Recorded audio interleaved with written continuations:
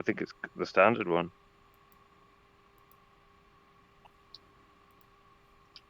All right, let's put the Striker 2 flight into the. It's called IAR 99 Standard 708. It's a blue on white. And hopefully Drive has that.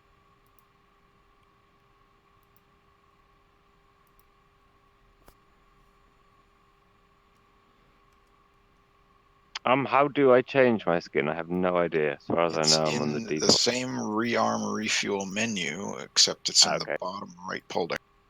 Sweet, sweet.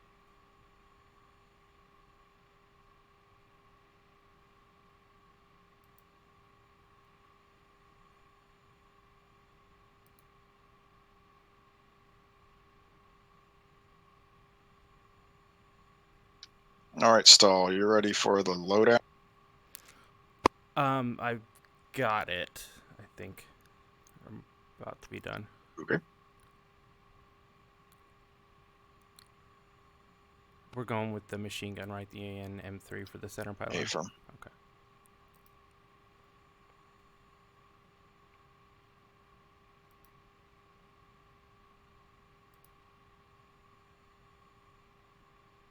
Request rearming.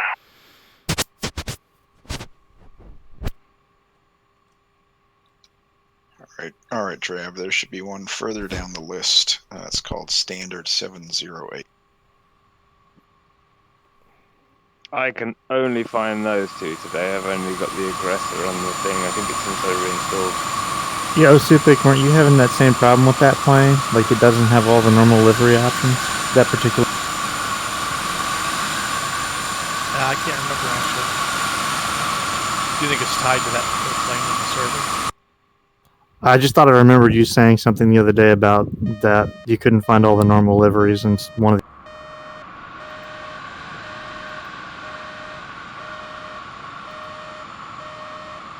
After this morning, my brain is still fried, so I don't remember. Request rearming. All right, we'll put Striker 2 in the first Copy. default livery, Avio Dev default livery then, just so that everyone has the same thing. Striker. Cool. I'm in the default now.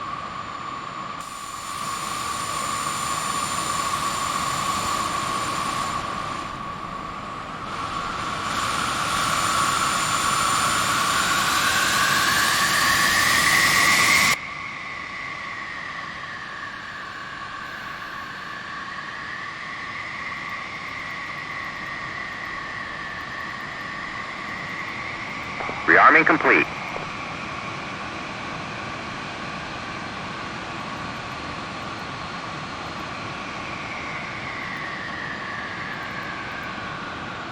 Pontiac, forward 1. Clear to taxi to runway 3. Path 2.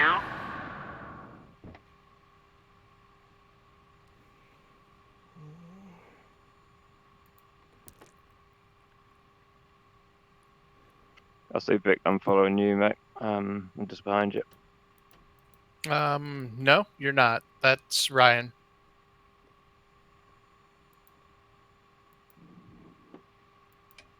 Oh, okay, in that case, I'll Vic, I'm just in front of you. All right. All right, ready to taxi. Armed up. All good in the hood.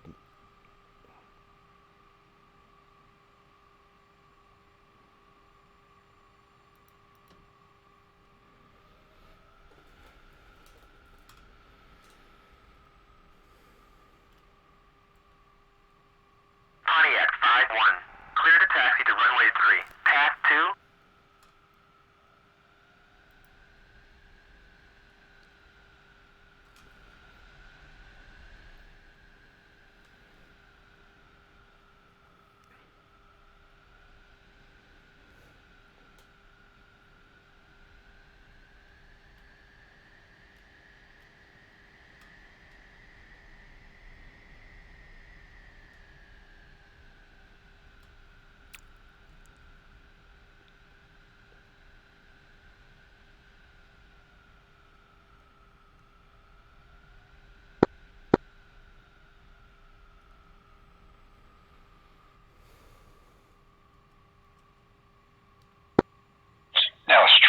Striker Flight taxiing from the parking via taxiways Golf Charlie and Alpha to active runway 03 left for takeoff. Gonna arc to the north.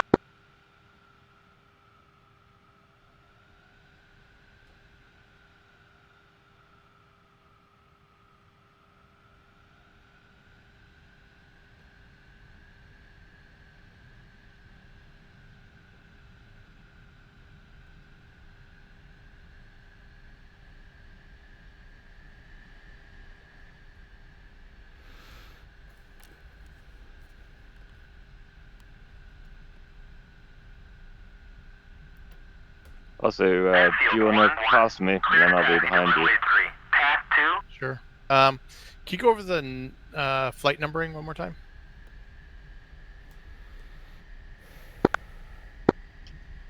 We've got OSU Pick as Striker 2-1, Drav as Striker 2-2, Twinkie Avenger as Striker 3-1, and Stall as Striker 3-2, Hawaiian Ryan Striker. Got it.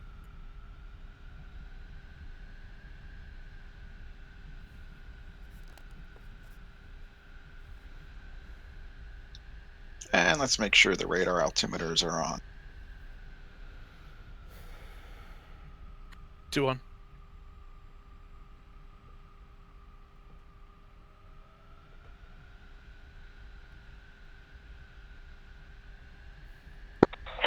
Smiley's Tower, Weasel Launch, hold short to tree left, ready for departure.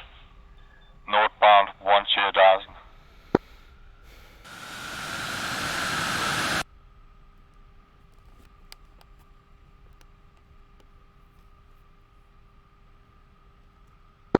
Looks like the Scorpion's on. Now is Tower here. Is anyone in the traffic pattern for the runway 03 left?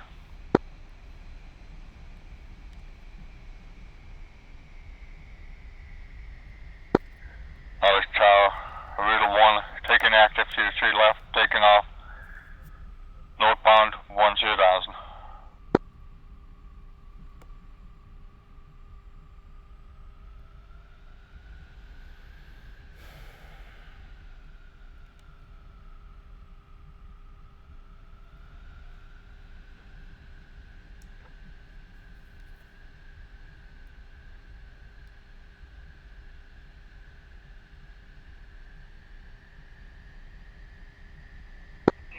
Alex Tower, Riddle 1, rolling.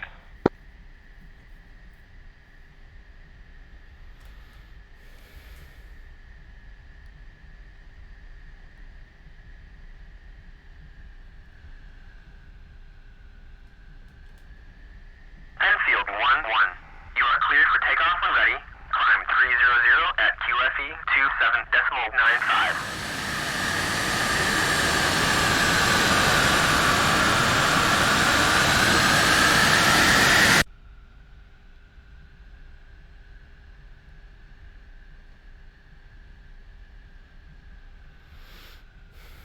The Alex Tower, Riddle 1 airborne. Switching to approach.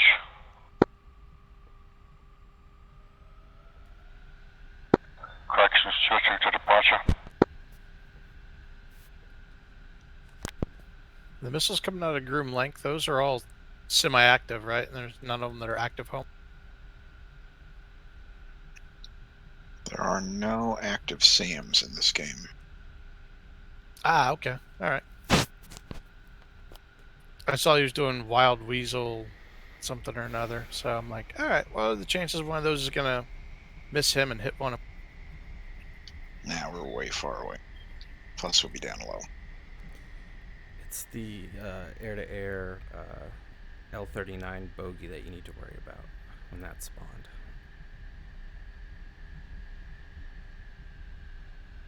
I'll remain quiet about that.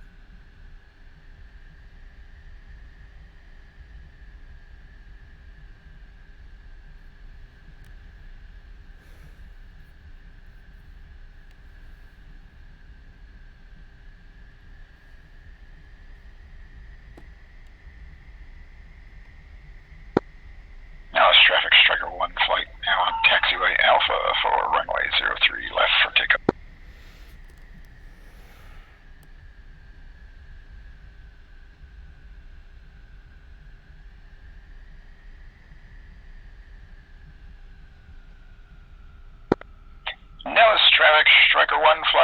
ship C101 Charlie Charlie is taxiing across runway 03 right for 03 left for takeoff.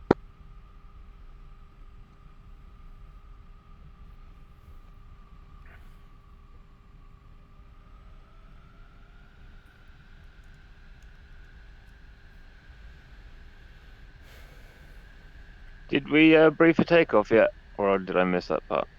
Not yet. Good up.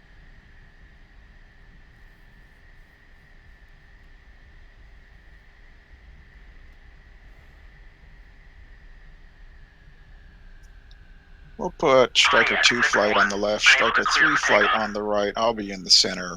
We'll do a 3-second staggered takeoff. For Striker 1-1, Striker 2-1, Striker 3-1, Striker 2-2, Striker...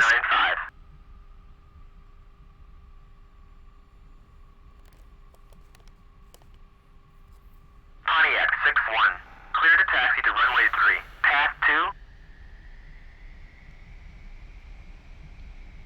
Pontiac 4-1, unable to clear for takeoff.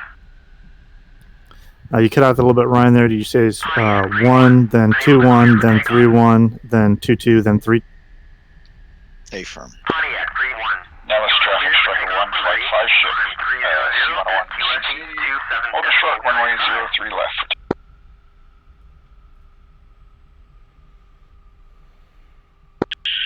Now let's traffic Striker 1 flight 5 ship C101 taking runway 03 for takeoff. Position and hold. So Striker's on the left. Pontiac 5-1, unable to clear for takeoff. Striker 2 flight is on the left. Striker 3 flight is on the right. 5-1. You are cleared for takeoff when ready.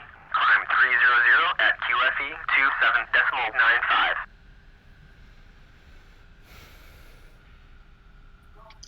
And we'll establish a V formation after Pontiac takeoff. 6-1, unable to clear for takeoff.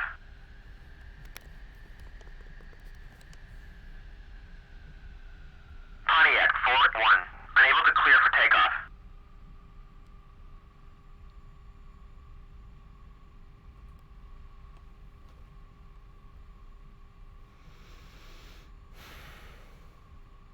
Pontiac 3-1, unable to clear for takeoff.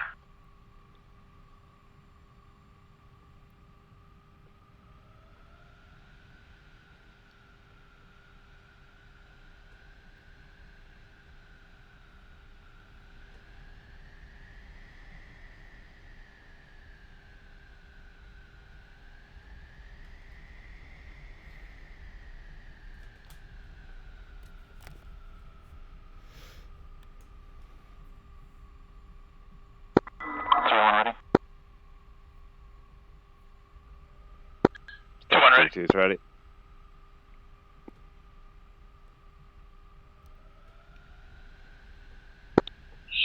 Alright, we're just going to run them up to 80 here. We'll release 3-second intervals between flights, and then we'll rejoin after the departure. Then we'll turn to north to the west and line up to enter the northern range airs.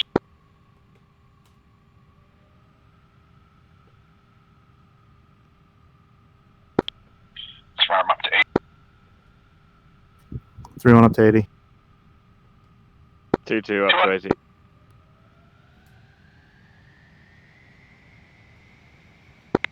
Striker 1 release.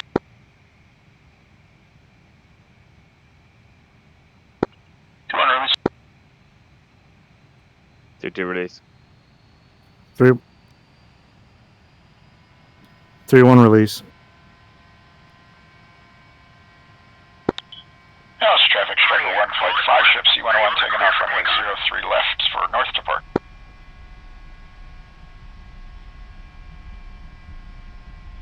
Pontiac 4-1, unable to clear for takeoff.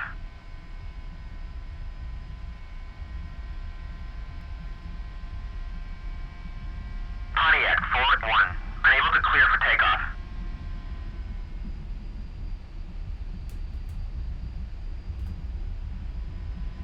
Pontiac 4-1, unable to clear for takeoff.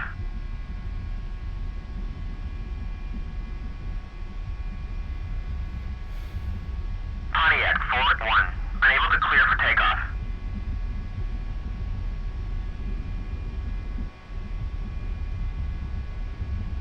Pontiac 4-1, unable clear for takeoff.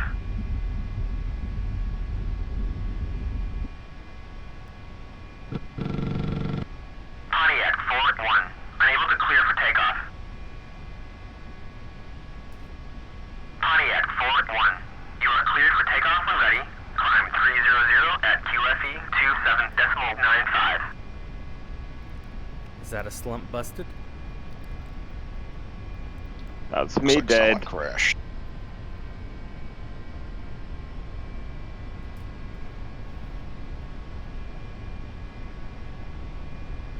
I almost thought you were going to crash, Ryan. I think we all almost crashed.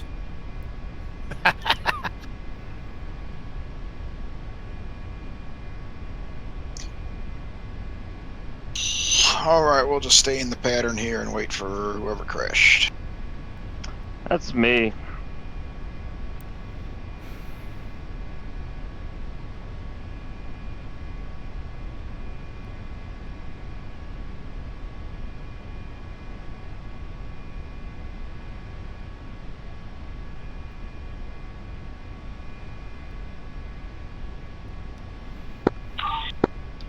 Yeah, the wind is pretty strong today, and we had to take off with the wind because of the takeoff pattern for this airfield, so we had a much longer rollout than normal.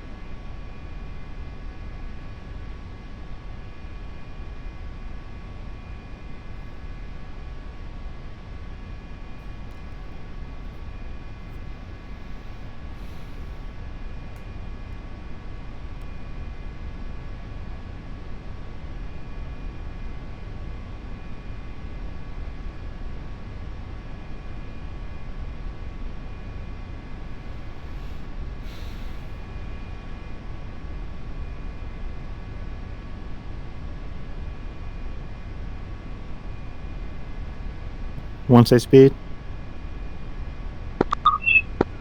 190.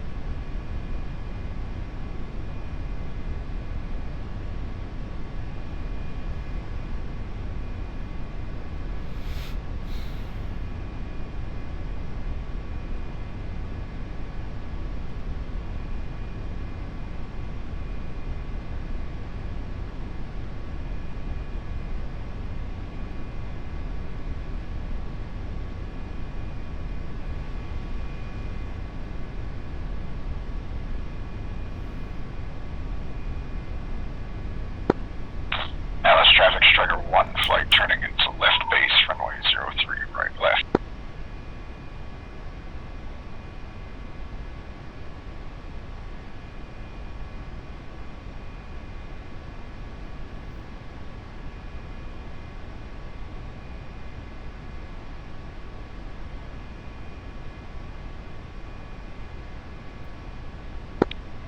Alice traffic striker 1, flight 4 ships C-101s turning to the upwind, runway 03 left, staying in the bend.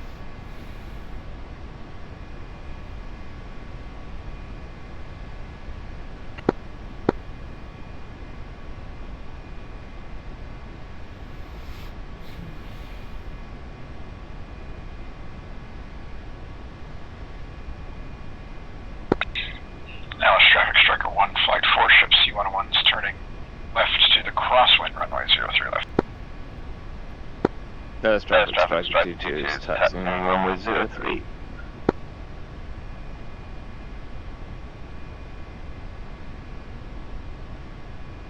Pontiac 4-1. Clear to taxi. Dallas Traffic Striker 1 flight 4 ships, C-101 is turning left to the downwind runway 03.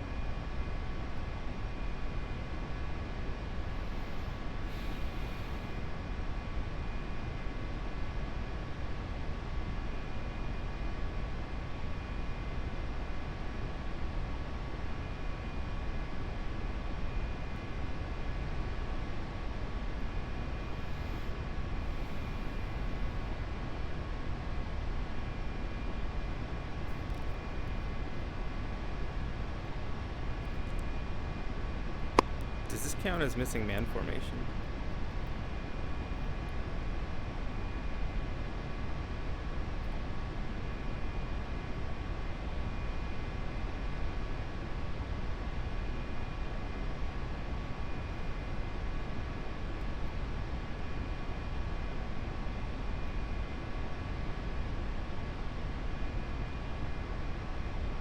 I would be On talking. emailing his mom. Yeah, see, I'd be talking so much more shit if I didn't belly flop into a mountain yesterday.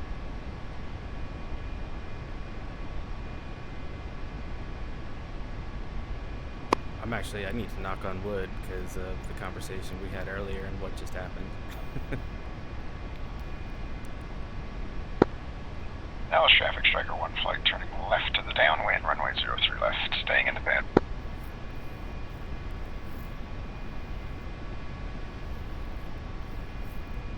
Takeoff. Most dangerous time I've ever seen in DCS.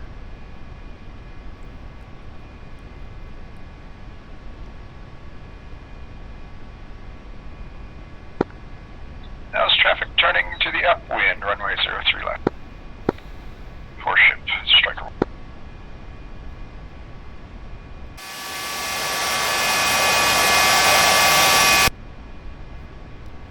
I should have aborted that takeoff. That's the only mistake here. You kind of did. Oh, it definitely got aborted. Did it start rocking back and forth on you? I could just tell about halfway down I wasn't going to get off the runway. Yeah, he should have just continued onto the speedway. Oh, did he go off the end? I'd never got off the ground.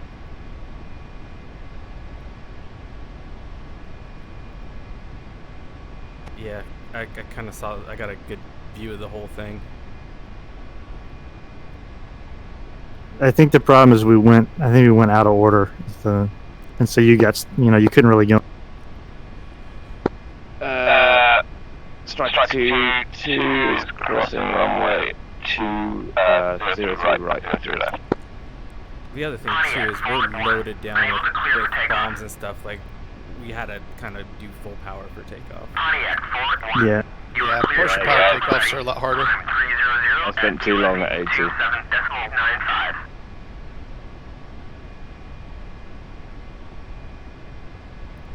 I feel like I have deja vu. I guess that makes me the asshole because both times I kind of saw what would happen, didn't really say anything, and just kind of moved out of the way. Dallas Traffic Striker 1 flight 4 ship, C-101 turning left to the crosswind runway 03 left. That does make you the asshole. No, it's traffic. Striker 2 lining up runway 03 takeoff.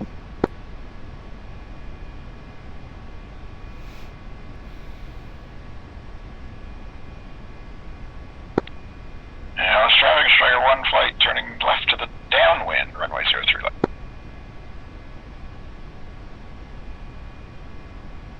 Nah, I saw well enough what was going to happen. I stupidly should have aborted. Yeah, so that run up to 80% is just with the wheel brakes on to get everyone at 80%, and then you take them off and go up to whatever throttle you use for.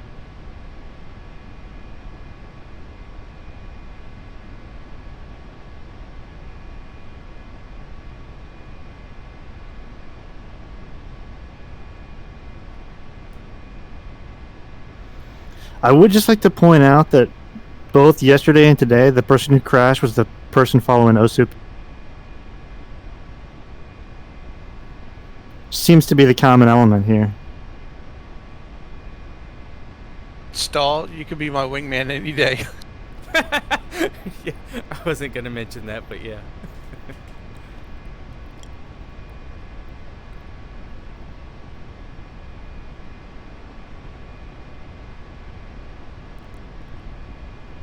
Okay, Striker 2's gear up, flax up. Where are you guys?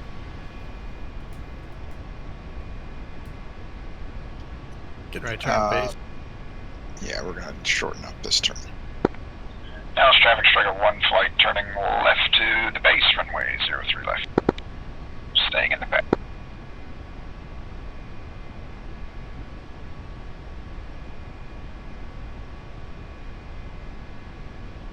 Roger, I'm on the downwind. Do you want me to, I'm over the speedway. Do you want me to come back and meet you on downwind? Yeah, A-firm, you'll wind up turning left and we'll intercept you. I mean, turning west and we will intercept you. Okay, I'll make a west turn. Now it's traffic striker 1 flight 4 ships C101 turning left to the upwind runway 03 left.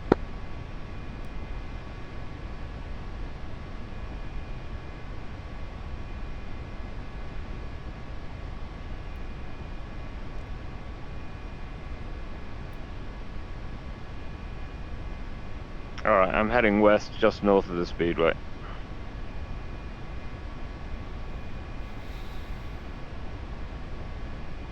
And I'm at 4,000.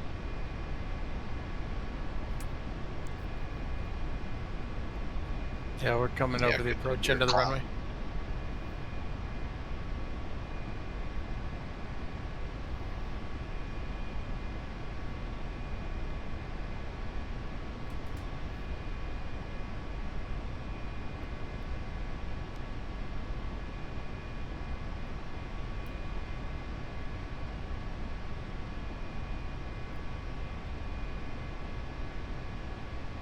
Is that a cemetery just to the west of Nellis? It is now. You see what I'm talking about with the grid pattern over there? Now it's traffic striker 1 flight 4 ships C101 departing the pattern to the west and high at 5,000 MSL and climbing. Now it's traffic.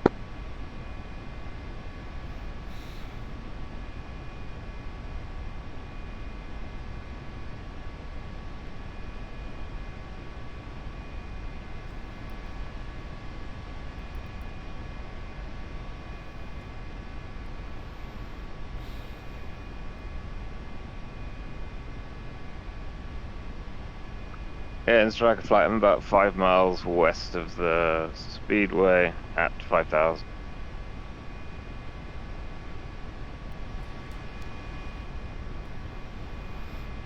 Yeah, we're, I think, on your 6 coming up.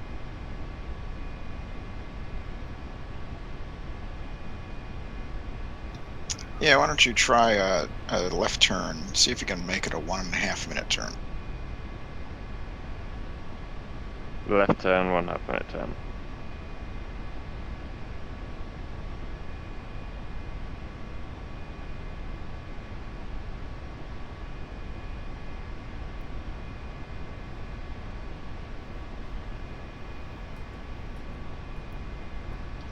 We got a guy that's 2.5 nautical miles back there. I am giving it all she's got.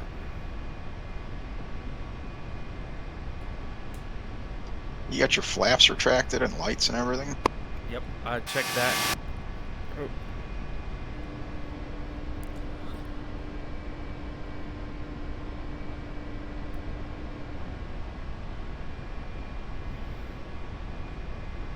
Did you bring the long end Callan in the back again? Yeah, I solved the problem. I'm not going to tell you what I did. Gear. Maybe.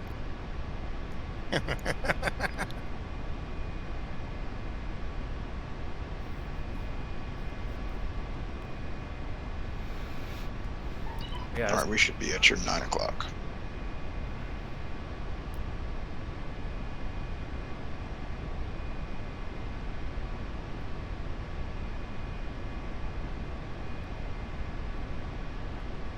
No joy yet. Ah, yep, gotcha. Okay, I'll form.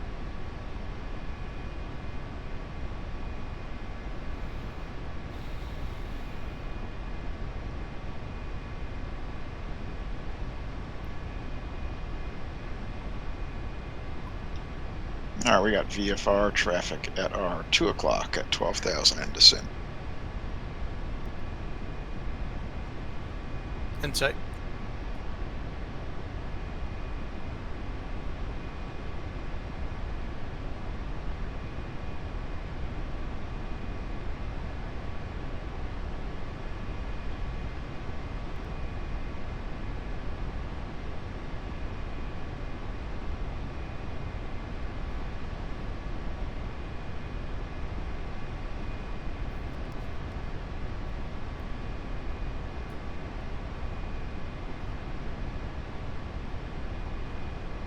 Lead so speed. 200. Cool.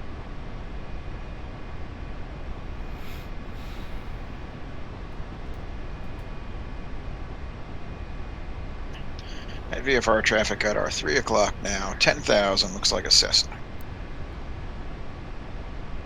Kill it, kill it.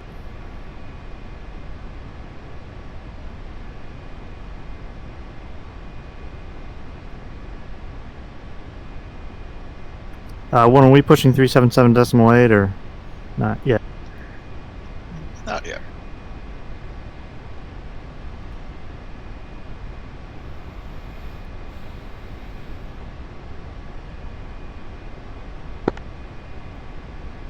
Dallas traffic, Striker 1, flight 5 ships, C-101s entering the North Range airspace, pushing 377.8, last call. Dallas traffic. All right, Striker flight, we'll go 377.8. Twinkie lost SRS, but I'll tune to it and check in when I get it up. Yeah, mine dumped out as well.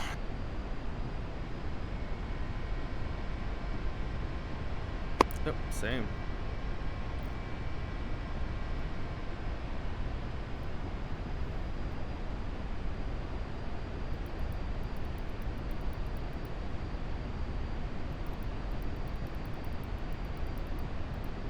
On 3778. Have you loud and clear on me?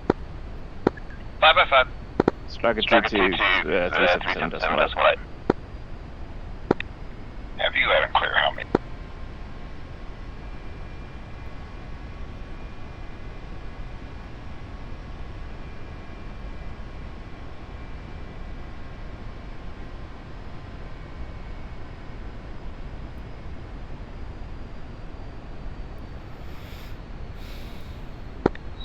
Alright, we still got a guy way back there.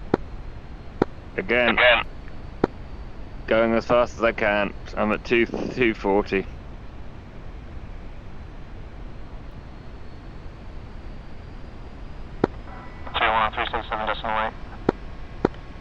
Alright, have you out?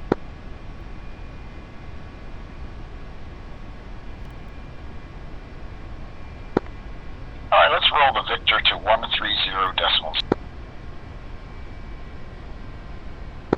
You cut out in the final digit. 130.0.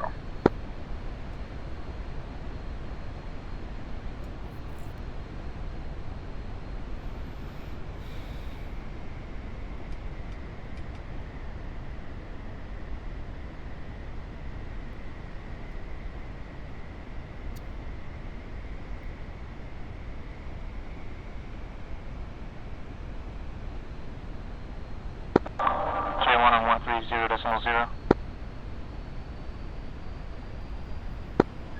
Have you loud and clear on me? Good copy.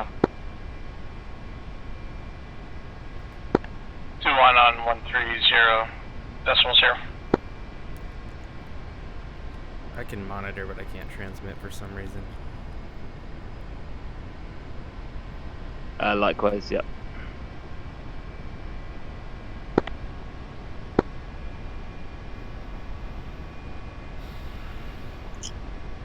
Is there a way to fix that quickly? I had to disconnect and reconnect, and then it worked for me, but Yeah, I'll wait till we're kind of level-ish and try that. I can transmit on UHF, but I can't transmit on VHF, but that's fine.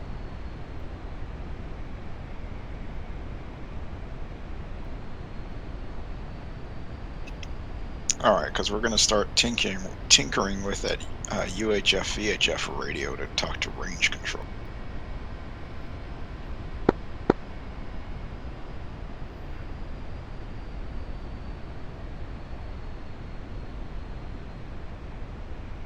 so I know the radio has to be tuned to the right channel for the scripts to work. Do I also have to have the biscuit on that radio, or do I just have to have the correct radio tuned to the correct? I think you just have to be tuned to it. That's cool, I can do that. I was gonna say, you give it a shot and it doesn't work, then skip.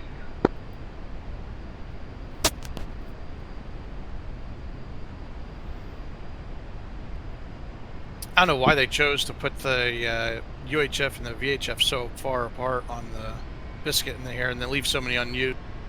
Yeah, it's really annoying. I have it down to like exactly how much I need to flick my wrist to turn the encoder to go to the like 7 spaces between.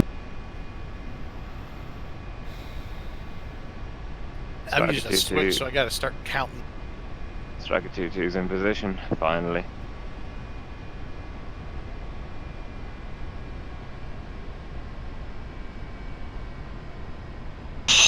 All right, I guess we'll just use this channel to communicate amongst us since this one is guaranteed to work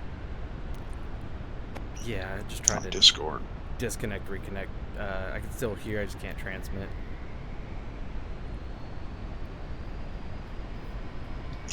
All right, so now that that's debacle's kind of solved-ish, let's talk about how to prepare the weapon system. So, whoa, that's not true. Okay, below the emergency jettison button, there is a red covered switch. So flip that open and then right-click to flip the switch down to air-to-ground mode.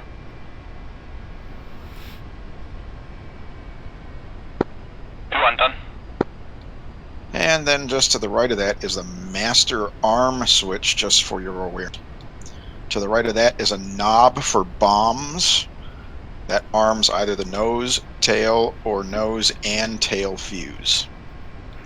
To the right of that is a knob that tells the computer what kind of munition it is. It is probably currently in safe. To the left, one notch is bomb. It's a bomb. To the right, 2 notches from safe is rocket. That's what we'll be using today. To the right of that is a ripple time. We aren't going to use that today. To the right of that is a selective jettison. If you flip that master switch on, you'll see 4 green lights, letting you know that there are things on that station, and then 2 small blue NS, nothing on the station lights. If you punch the green lights, you'll see big yellow lights above it. Those are the stations that you have selected for release. Questions on that little walkthrough?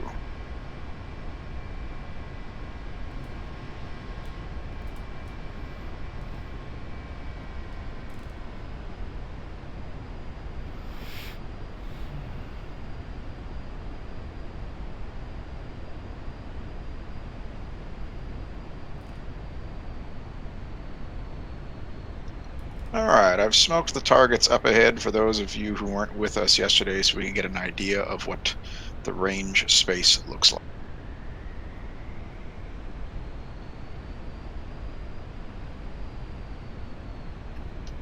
Let's go ahead and switch your uniform radio to 256.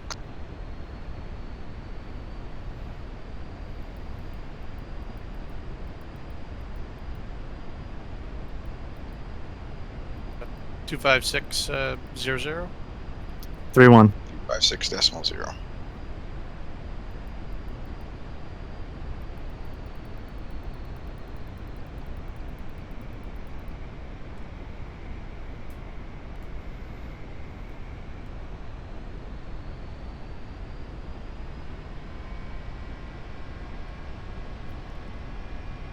Oh, cool. I'm getting JTAC info. Yeah, I pressed the wrong button. All right, on the left, if you look down, you can see smoke marking the strafe pits.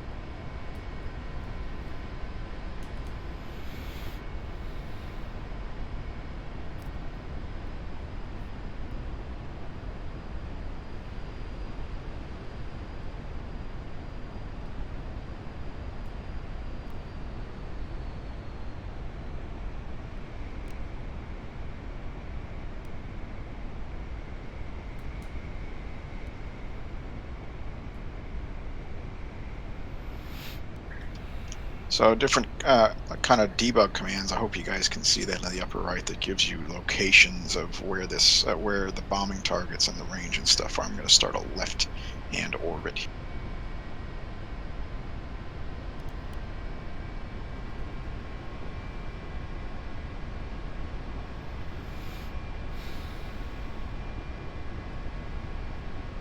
And there's kind of the scoreboard options. Okay, so I'm accessing all this through the F10 communication menu. So if you press your comms menu and go to F10, there is an option called on the range. You select that, and right now there's only one range, the 62 Alpha practice range, which is what we're orbiting right now. If you go into that, you can mark the targets, which is what I've done. Inside of that mark targets option, you can mark them on the map if you want to see them on the F10 map, or you can mark the strafe pits, the strafe targets, and the bomb targets, and illuminate the range. If we were at night, it'll pop appropriate flares over these areas. Questions on how to mark the range and that smoke may be beneficial to see what the wind is like at the surface. Any questions on how to access that part of the menu? Nope. Do you want us to go ahead and mark targets, or are you good? It's only for your information so that you can see them at a distance. Here we can see them. Got it. Alright, so if you back out of that using F11, back up to kind of the top level menu, there's an option that's F3 called My Set. And there you can change your smoke color, your flare color if you want a smoke delay after your munitions hit the ground. If you want to spawn flares when your munitions hit the ground, probably useful at night, and turn messages on and off. So there's some personalized options for you. So if you're flying with other people, your bomb impacts can be orange, your wingmans can be green and red, so you can differentiate them all and still be operating on the range. Questions on those?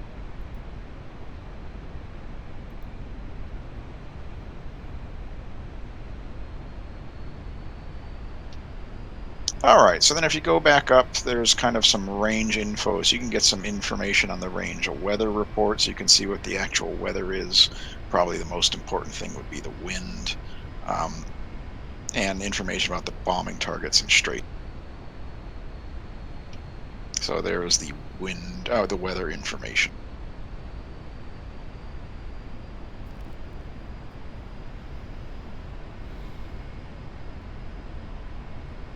And this is, when it says wind from 175, it really means from 175 and not the like backwards wind that DCS sometimes. Yes, I think so. In fact, you can see the wind blowing here, so yeah, it does look like it's out of 175.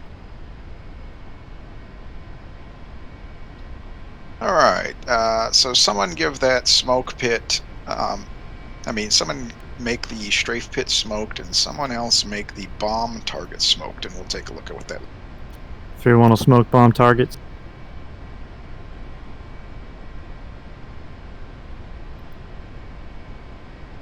Strike 2-2 will smoke strafe targets.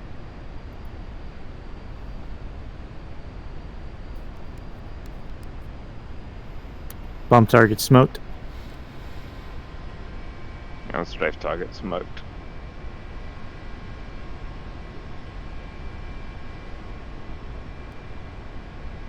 And there's an option to smoke the strafe pits as well. 2-1, smoke in the pits.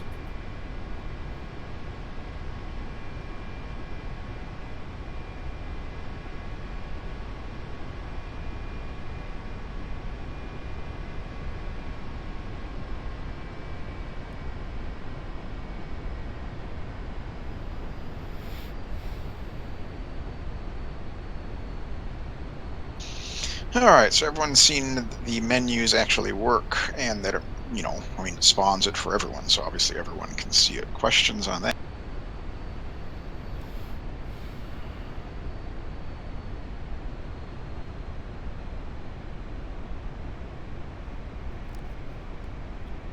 Okay.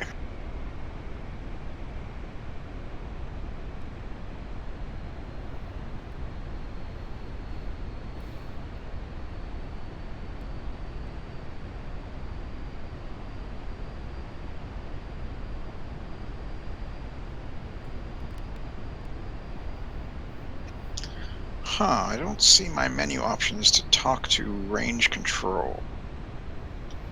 I may have to get closer to the range. That may be what's going on here. Stand by. We're going to tighten up this turn here and fly directly over the range and see if that gives me my option.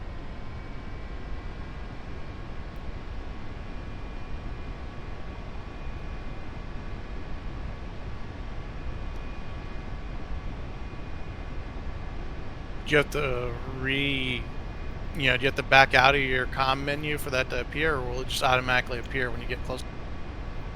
I think it automatically appears, and you have to be below a certain altitude and within a certain range and some other things. Stand by.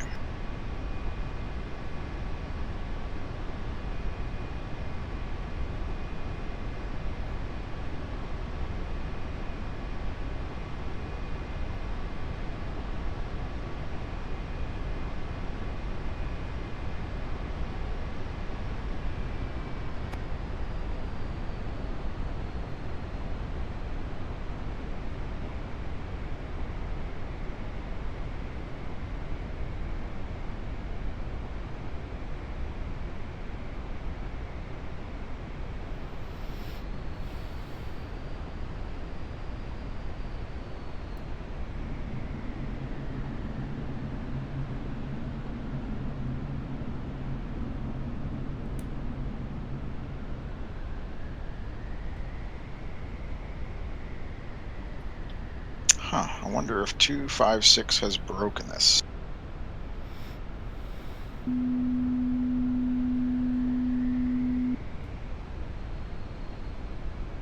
We don't need contact range instructor, do we? You have that option? And I don't know, but that's the 305 frequency. Yep, I've tried that too, and I don't see anything.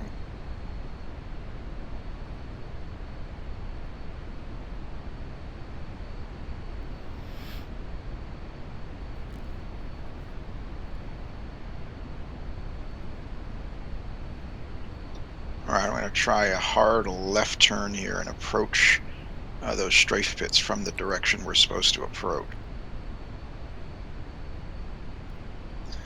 I thought the check-in actually happens when you get within range. It just reserves, you're the first guy there, and it says, okay, you're the one who has control of the range.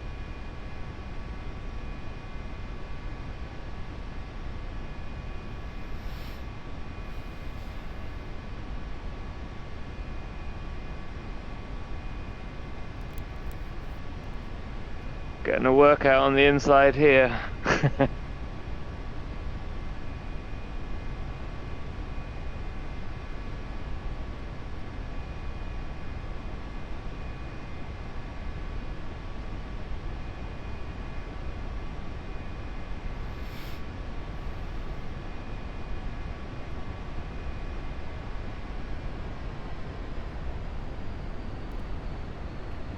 It's possible 256 may have broken this. I haven't checked it since the patch last week.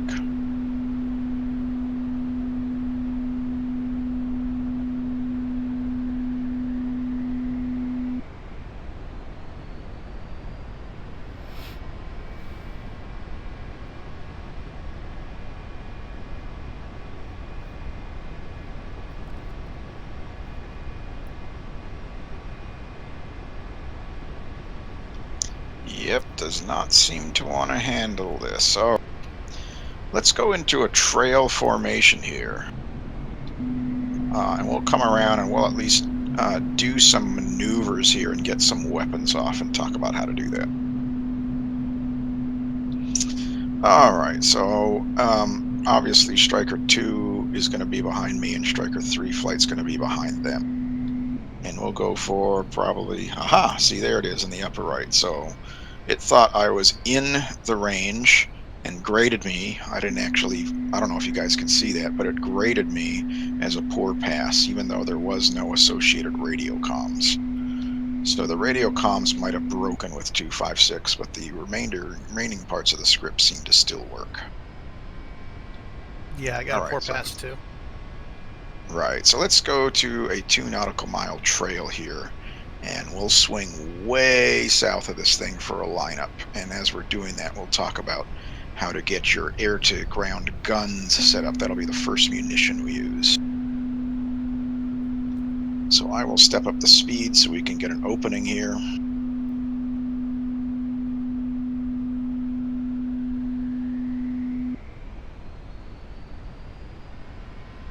Are we switching to trail now? Yeah, Ephraim.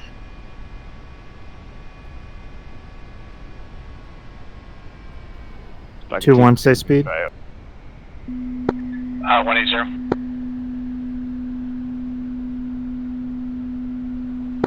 I'm picking up to about 200. 1, do you want 2 miles between all elements or all ship? Between all ships. Just so people aren't crashing into each other.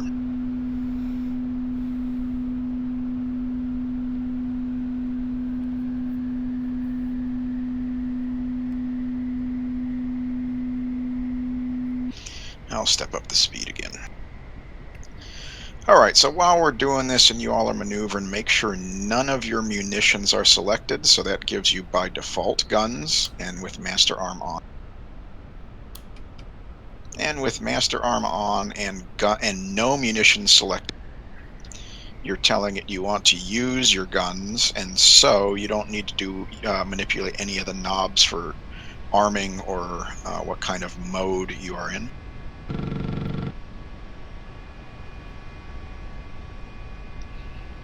And you'll flip your HUD on. That's the top center of the instrument panel rightmost switch. Questions on that part? How to make all those settings?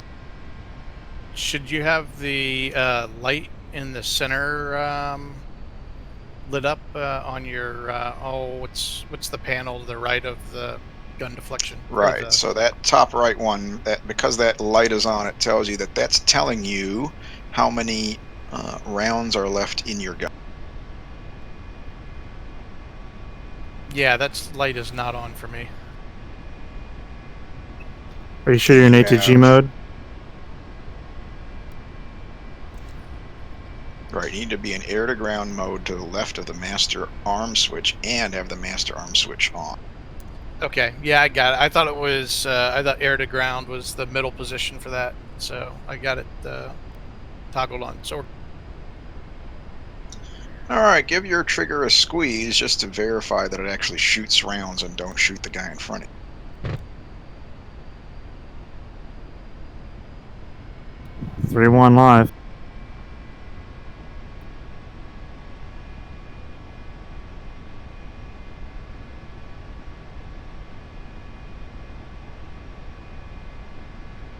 don't shoot the guy in front of you. Rounds pass dangerously under the wing.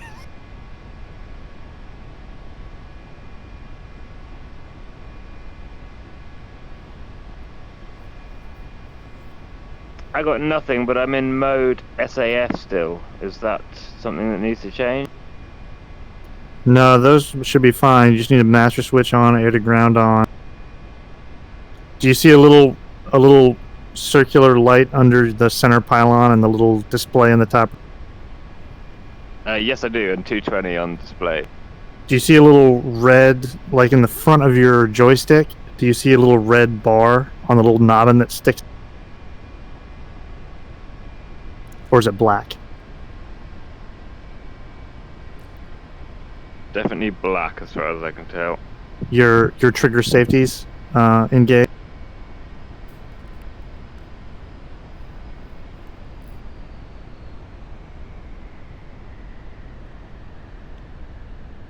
Okay. It's a bind.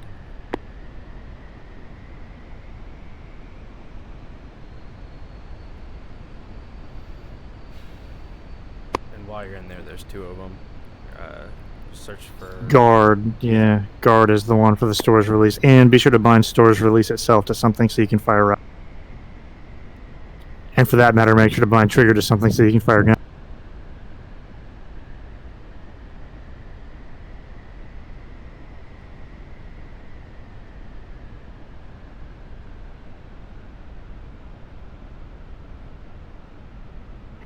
Okay, I think I got... Yep, that works.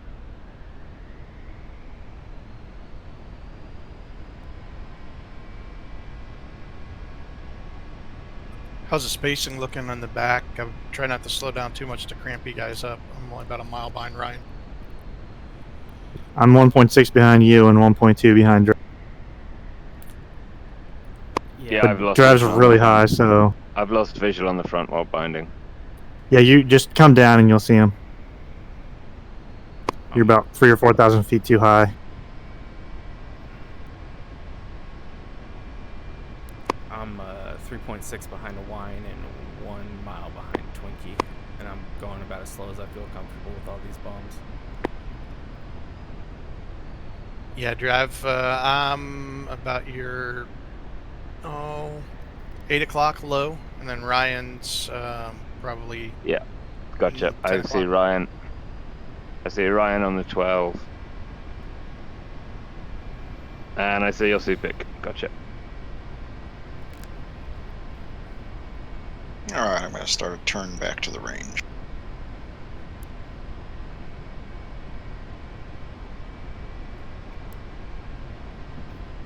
And so, Drive, this is Creech, just to the west of us, so you know. Are there Got it. Yep, see it. C-101s at Creech for this, or no? Out of curiosity. I don't think there are that many. There might be one or...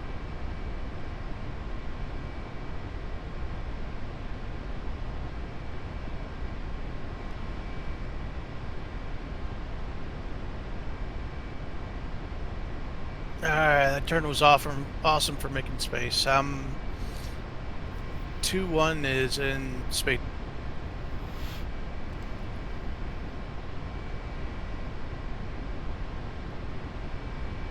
One, say speed.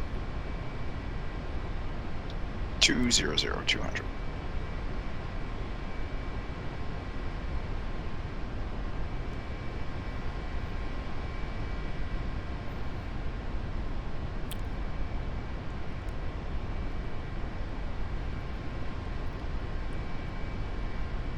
Yeah, you guys can space it out pretty nice. You just have to lag turn.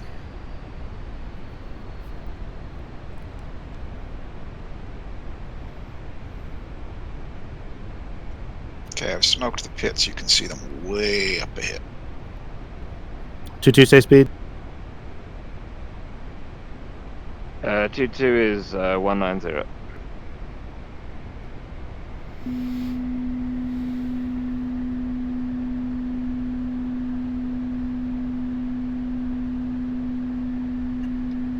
Alright, so there's 2 strafe pits here, so let's send Striker 2 flight to the western one that's on the left, and Striker 3 flight to the eastern one that's on the right.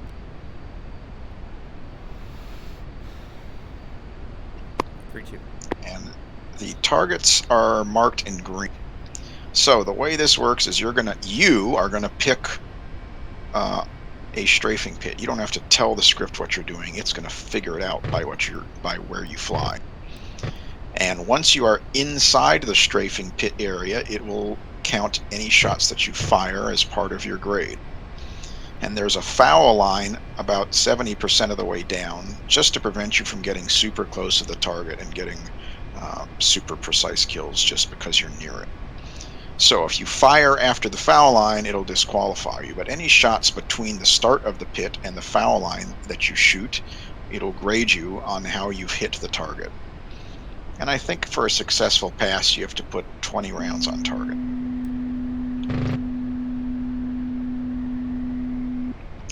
So, assuming you got your HUD on, you've got your little pipper there, you're just trying to put the pipper on the green smoke. In our case, you can zoom way in, so I hope you have your zoom key bound. And there's kind of 2 targets in each strafing area. And so you're going to want to kind of strafe, starting your strafe between 2,000 and 3,000 feet AGL.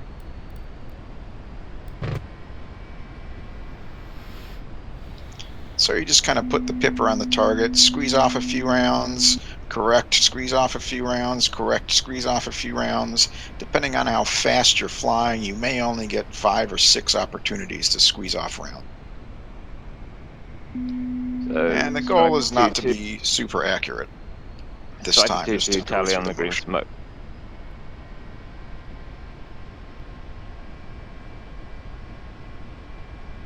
Yeah, there's one that's right on the green scope, and then there's one that's between the 2 white smokes that's next to the green.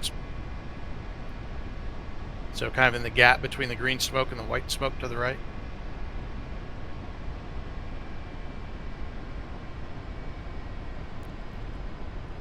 So we're aiming for the green smoke. No, there's targets by the green smoke. You gotta zoom.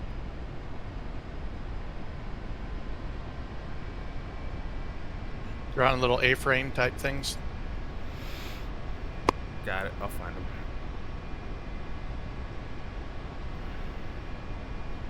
And then be sure you don't hit the ground and come out. Striker 2-2 commencing on the western target.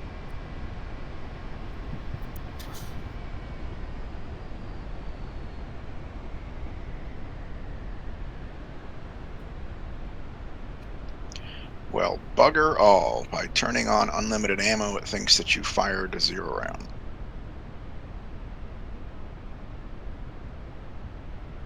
But it gave me a good pass. What did it say your accuracy was? 0 rounds fired, 0%, but good pass. I've just lost control of VR. Did you crash again? Yeah, I tabbed out of game. It wouldn't let me recover. Oh. I literally, like, as in, the controls were removed from the game.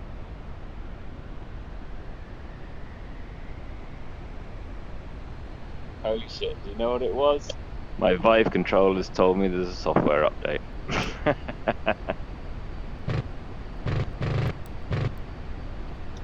Alright, before we reach this mountain range, we'll turn back and head to the west side of the range, and we'll just fly back down to the south. Alright, this is not my day today. Fucking hell.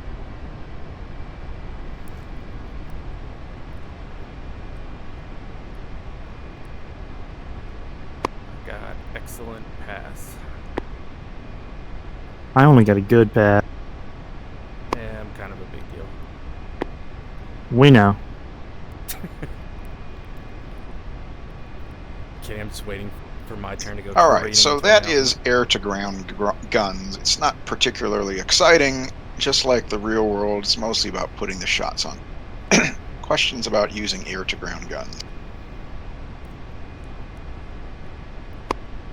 I have one for, I don't know if it's for guns or just diving in general, or maybe because I came in a little late in the air-to-ground thread, if it's something I missed. Do we do anything for the dive, like configuration-wise, like speed brake, flaps, or anything like that, or is it just kind of dive, shoot, go? All of that is up to you, but I would propose that you want to have as much energy as possible at the bottom of your dive so you can make... Being slow at that point means increased likelihood of death by hitting the ground. and the adversary will probably start shooting back at you, especially on the egress out of the target area. So, more energy means that you have energy to come out of it without throttling up. So the naive person is going to throttle up as they come out of the target area, which is all fine and dandy unless someone has an infrared guided missile. So, later on, we're going to talk about infrared guided missiles, but don't start bad habits. Do not rely on your engine to power you out of a low altitude situation after coming onto the target. Questions on that concept? Yes, because I pretty much, yeah, that's kind of what I did. So obviously the way I'm thinking was incorrect. I'm thinking I need more time to aim and kill stuff, but what you just said makes a ton of sense. So you're saying basically go in full throttle as well, and just, you know, kind of carry your energy through it, not rely on your power at all? Or is it sort of like just be cognizant of it, maybe keep it half throttle, or what's the kind of breakdown? Be cognizant of it, and these are the skills that you are personally going to develop as you practice in this strafing. Right? So an absurd example is you dive at a 60-degree dive angle to hit those targets. I mean, okay, you could do that, but the problem is it's difficult to pull out without hitting the ground. Another option is you come in at a 3-degree dive angle just off the deck. Well, okay, you could do that too, but then just small perturbations in your pitch result in large throw range on the round impact area. So what you're going to learn is to come in at a dive angle of like 10 to 20 degrees and put rounds on target. And then after, I mean, that's what you're focusing on because you're looking out there. Then once you kind of understand how the bullets work and how the trajectory changes as you get close, you'll behind the scenes be thinking about what happens with my speed. I tried one super fast, I almost hit the ground. I tried one super slow, I stalled trying to come out. And you'll get some sense for how the speed works, and later we'll talk about tactical considerations like, well, what if you're rolling into an area that might have man pads?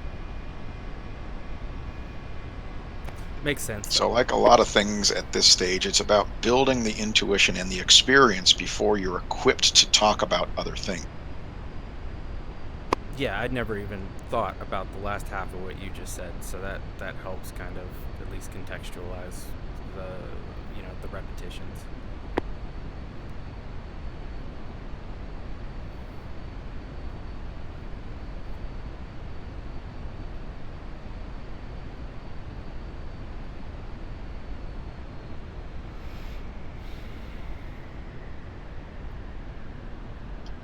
Any other questions?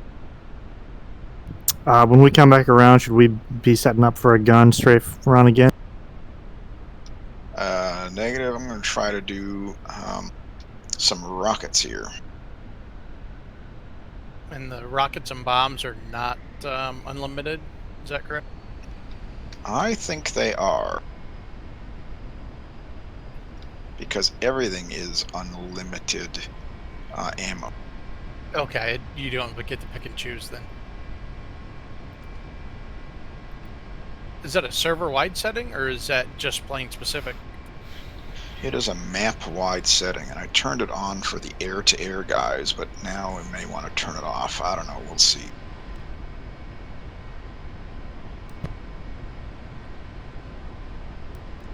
I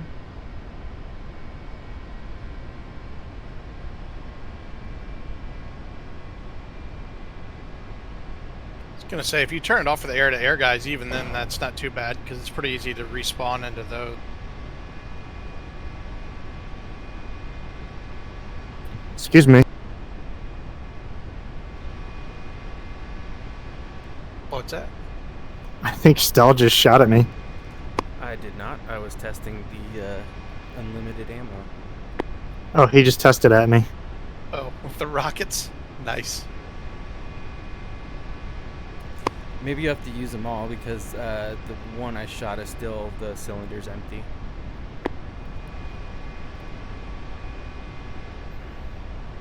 The cylinder's empty? Yeah, you can see the cylinder where the rockets were fired from. They're like, there's an empty hole when you shoot a rocket. Yep, we're That's gonna right. find out. Striker Because 2-2. I haven't done That's this ammo yet window. with unlimited ammo. Alright, so I'm going to turn here. So, I guess we'll talk about it after we've all completed it. But we want to be the 2 outer pylons selected, and then rock.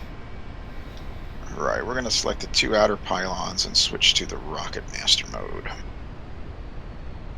And you don't need a fuse setting because it's rockets. Is that correct? True.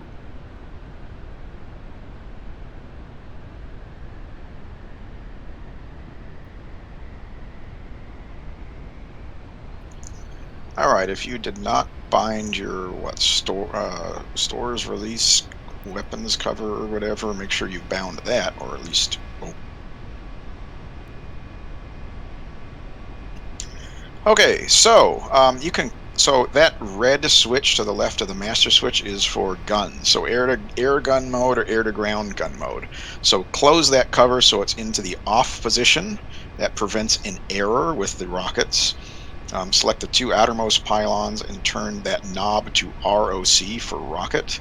In the upper right of your instrument panel, it should show the outer, well, I guess the kind of the middle pylons highlighted in red. And to the right of that, there's an R button telling you that the computer is counting for rockets.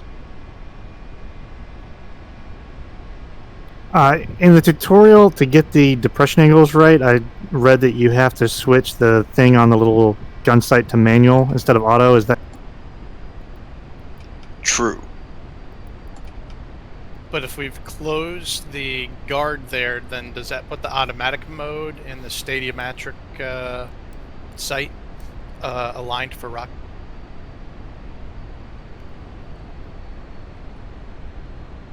I don't know.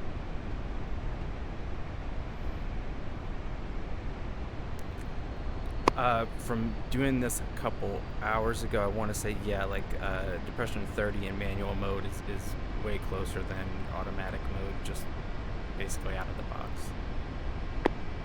Yeah, it's weird. If I hit the same button that I do for changing the ranging queue and the gun, air-to-air guns, it'll shift the sight and the little things get closer or farther apart, but I don't see Symbology letting me know what sort of range that corresponds to. Yeah, it's in the manual, but for down is typically closer. Obviously, the higher the sight is, that's how you can kind of tell. But yeah, it doesn't tell you, but it is in the book.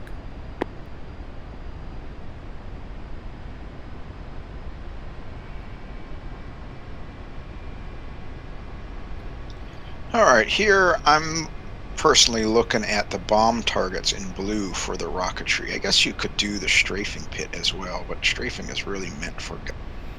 And so here you're just kind of squeeze off a few rockets to hit the targets in blue smoke.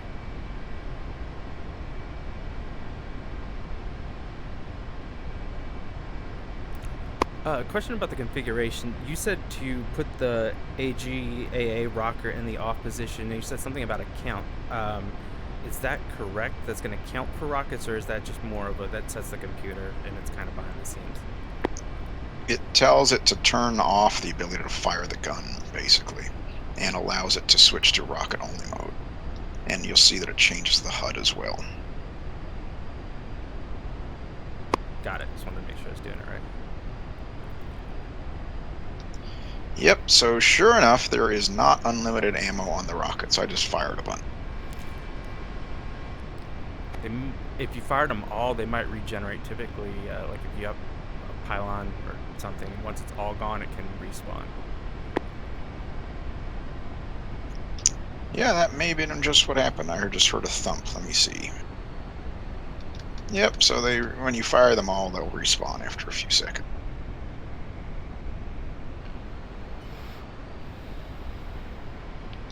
And so if you want, you can set your your impact color to something like red or orange or green or blue, just to differentiate whose impacts are.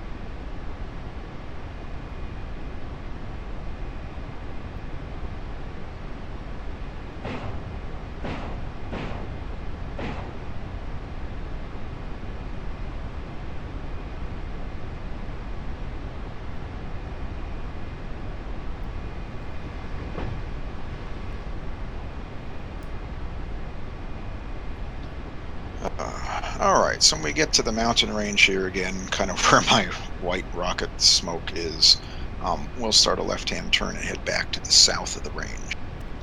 Questions on employing rockets in their most basic form. Yes, and I don't know if it's an option for the C-101, but in general, I guess, can you kind of overview the situations where you might want to fire 2 at a time, alternating, or like kind of what's the best practice there? Okay, so not for smoke rockets, but for actual high explosive rockets, rockets are inherently pretty inept. So you usually want to fire several unless you happen to be pretty good with rockets and the situation is such that you're going to be pretty close in whatever. So usually you want to fire them symmetrically from each side, as opposed to trying to snipe with them. And you're going to want to fire probably at least 4. Exceptions to that might be if you have troops out in the open, and then you might want to fire rockets individually because that explosion is going to get anybody nearby for sure, and so you want to spread out the pain, so to speak. But as soon as you have trucks or especially armored vehicles, you're going to want a concentration of rockets because that impact zone is going to be inherently imprecise. Does that make sense? Yes, thank you. Do you recommend using the burst mode or just doing So that is a good question. Personally, I like to squeeze off pairs of rockets. Some people, maybe most people don't. I personally like to have exacting control over what's happening in my plane, and it's kind of true throughout my life and my person.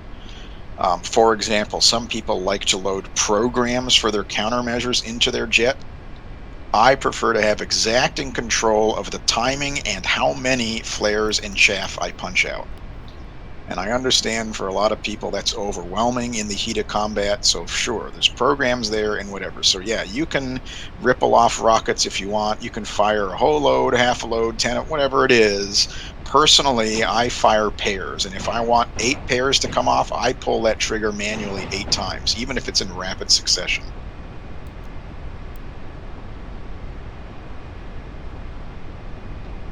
And so you'll kind of figure that out for yourself here. Does that answer that question? Yeah, definitely. So if you would like to do that for the rockets, you can turn your rocket, the knob from rocket to, and then it'll fire several rockets when you depress that trigger. Twinkie, is that you? Are you lagging, or is somebody lagging?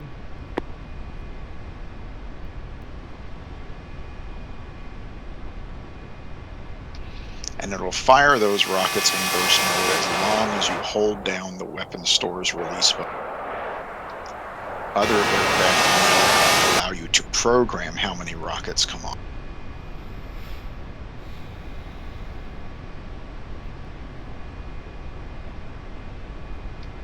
And if you would like to play with it, you can crank that ripple time to the right and change the time between successive rocket launches. Did anybody else hang up just now? Yeah, I did. What's hanging up? My screen froze and it says DCS waiting, which isn't great. That's kind of what happened the last time I dropped. My game's locked up. Are you guys back in, or? Nope. Mine just locked up. I'm I'm still in. My game's locked up as well. I was just coming to meet you guys.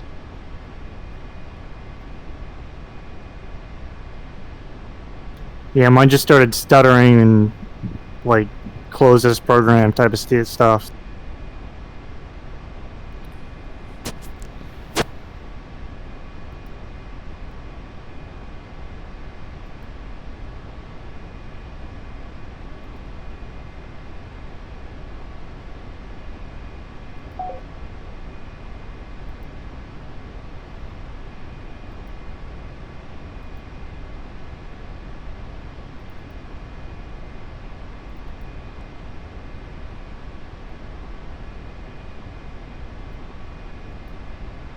Yeah, my game's still locked up hard.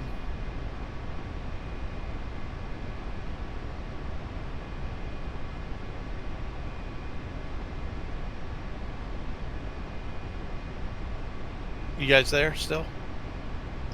I'm in I'm Discord. Yeah, I'm here. I'm not in game. Yeah, I exited the game because Twinkie disconnected.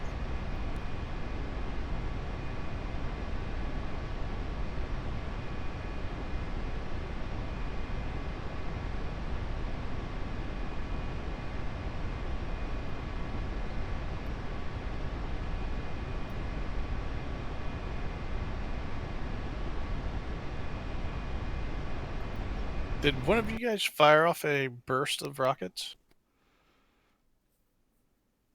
Because I saw a bunch of white smoke in front of Ryan as it was Yep, locking up. I fired a bunch. Stall, Twinkie? No.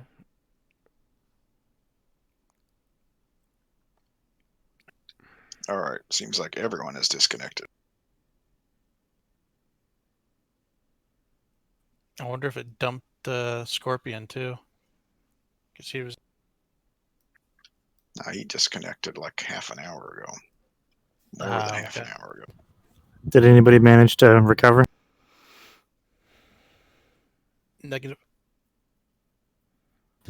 Okay, I'm reconnecting.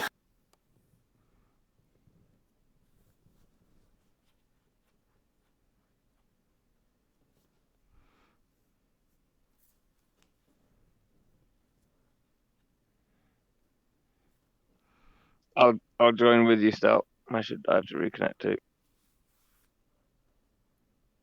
Okay.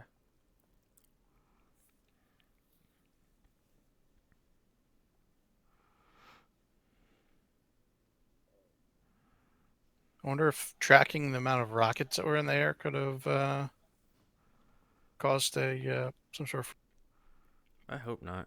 There's no. I checked my DCS log and there was nothing like horribly catastrophic toward the end.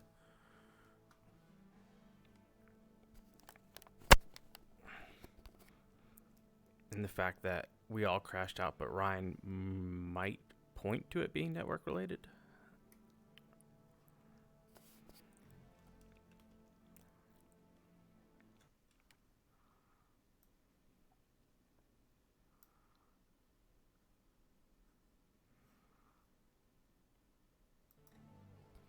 I'm guessing you are local to your server, right? Yep.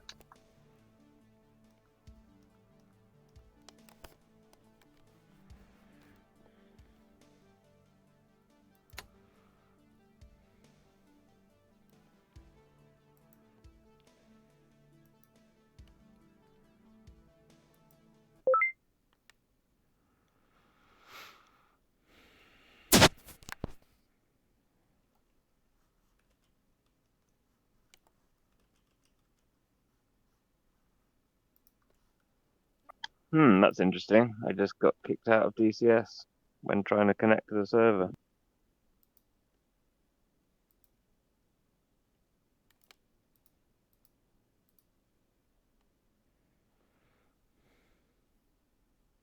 Did you rejoin again, Star? Working on it. I made it back in.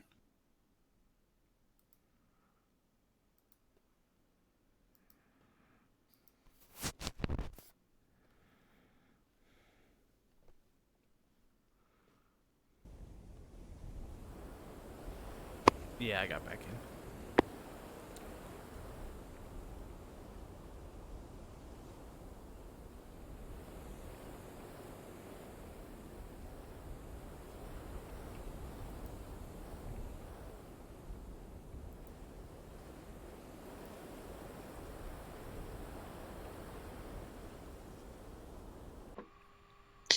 All right, so when you guys get back over here, the things that remain are to go through the basics of dropping bombs, and then we'll come back through and use the depression angles and the bombing and rocket tables so you understand how those work.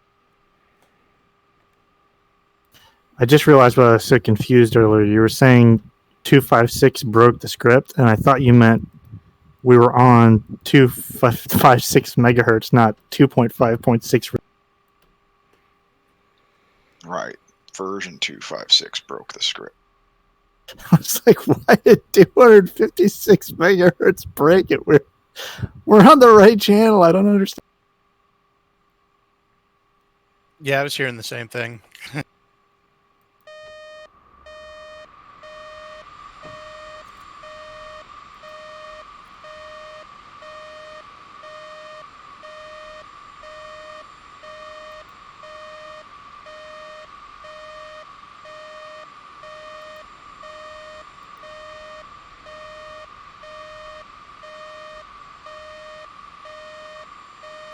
Still got the only Creech C101CC I see.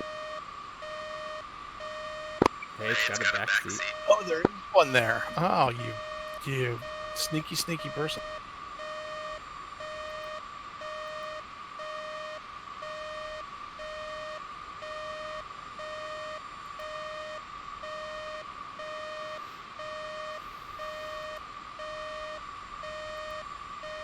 Request rearming. Copy.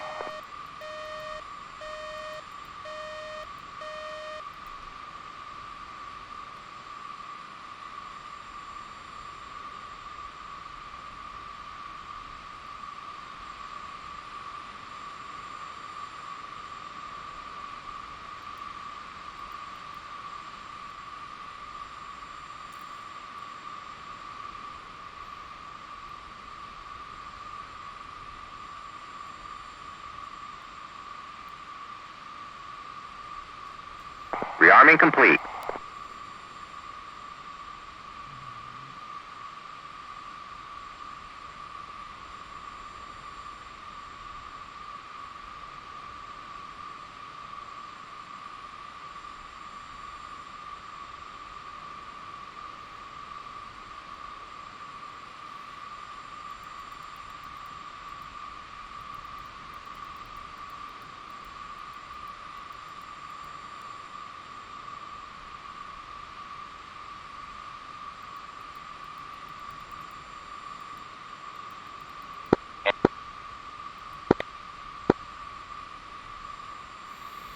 This is Creech AFB Information Yankee.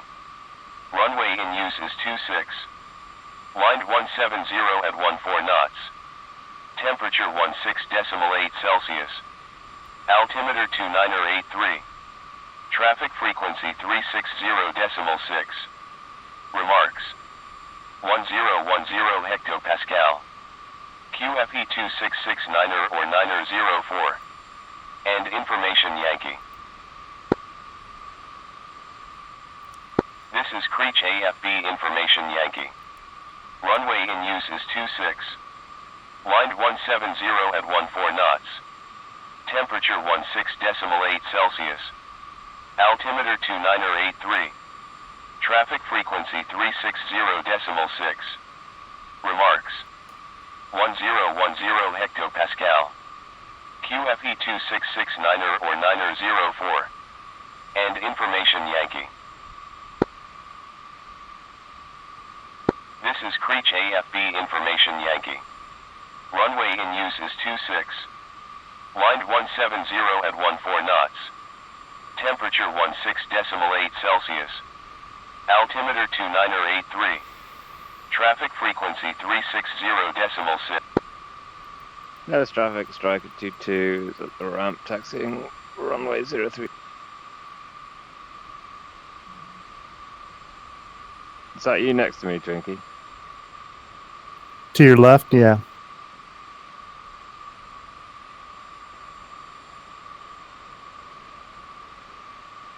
Right, we can go over together.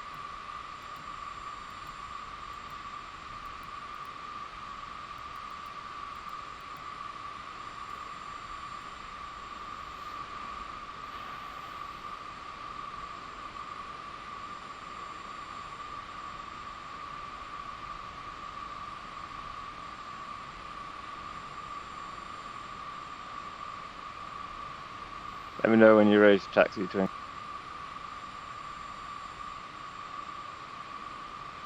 Pontiac 2-1, taxi to parking area.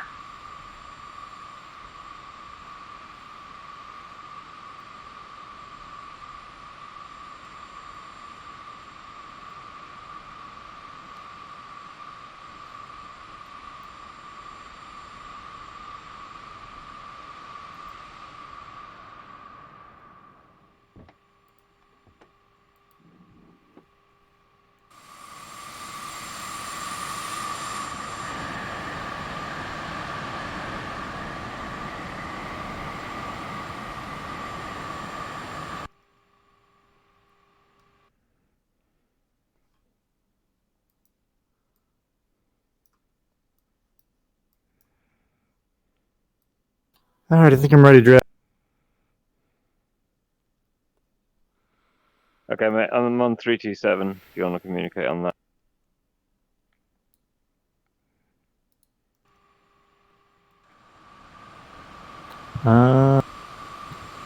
I pushed the talk's not working all of a sudden. Okay, here's fine then. Just will follow me.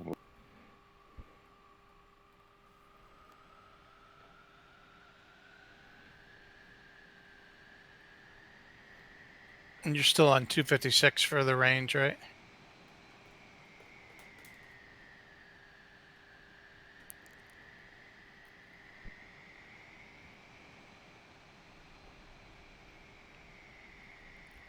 Cruise traffic, Striker 32 taxiing to runway 26 for departure. Cruise traffic. Alright, Twinkie, I'm going to taxi out there if you want to follow me.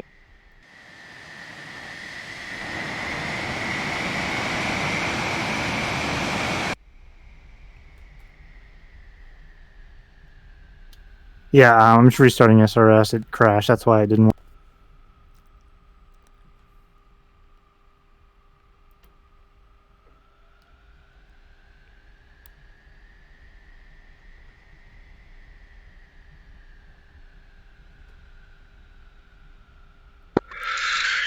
Cruise traffic, Striker 32 crossing runway 13 cruise traffic.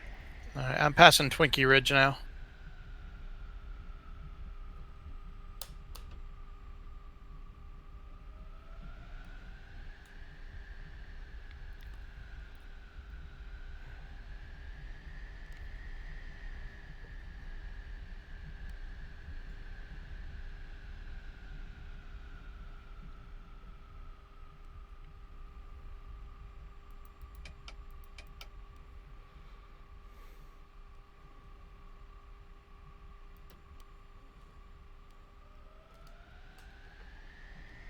Pontiac 2-1, request takeoff. Pontiac 2-1, you are cleared for takeoff when ready. Climb 300 at QFE 26.70.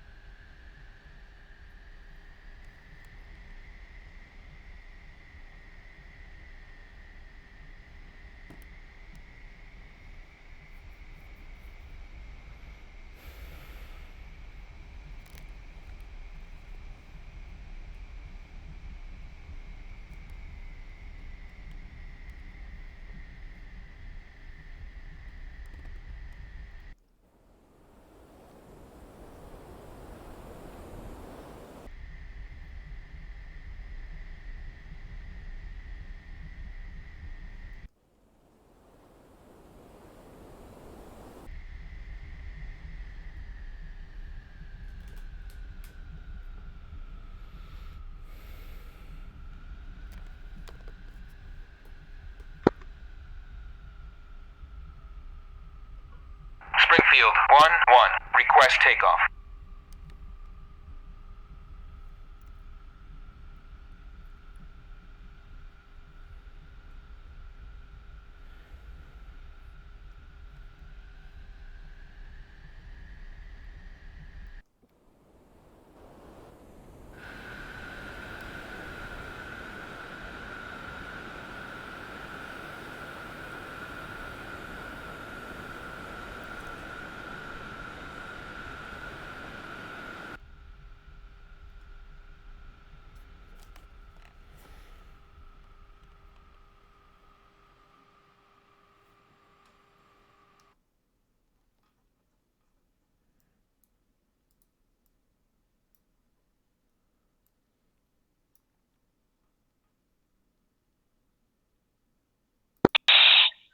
reach traffic striker 1-1 lining up for takeoff runway 1.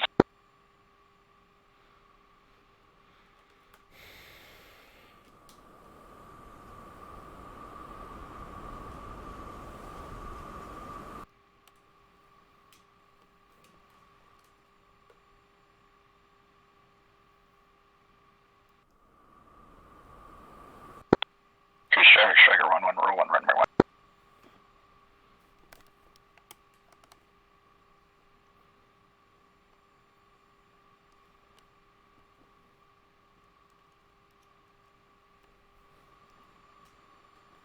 And there's traffic. Striker 22 is crossing runway 03 right for 03.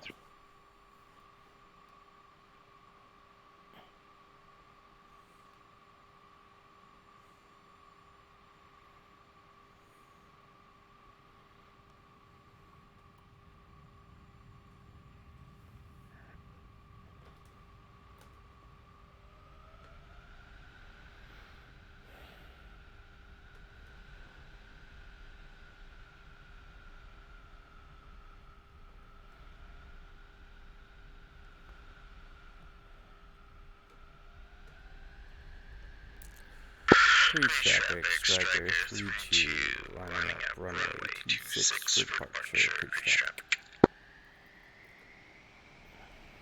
Remember, there's traffic. Striker 22 is lining up 03 with Striker 31.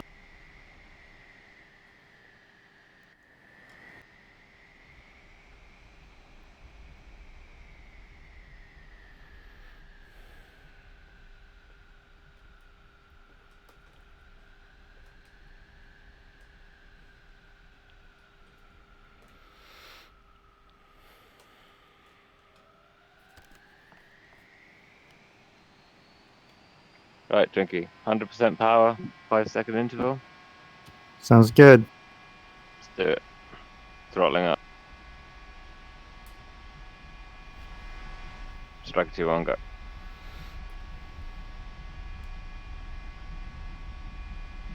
Where are you at? 3-1 roll.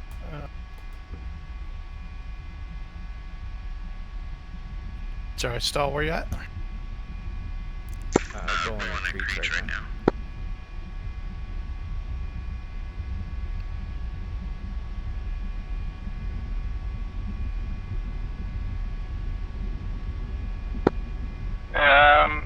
Anyone on 130? Yep, striker 32. Okay, we're switching back to 2560 when we get to the range.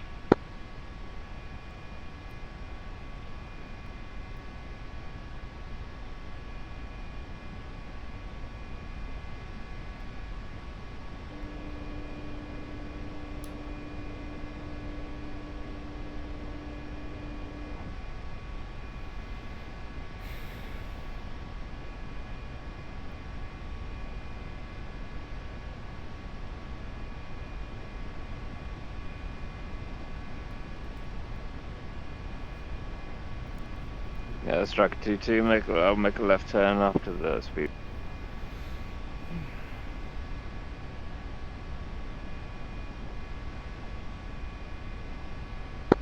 And Striker 2-1 is on the range.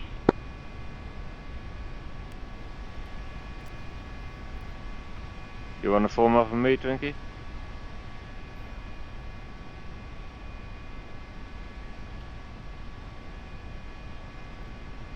One, 2, 0.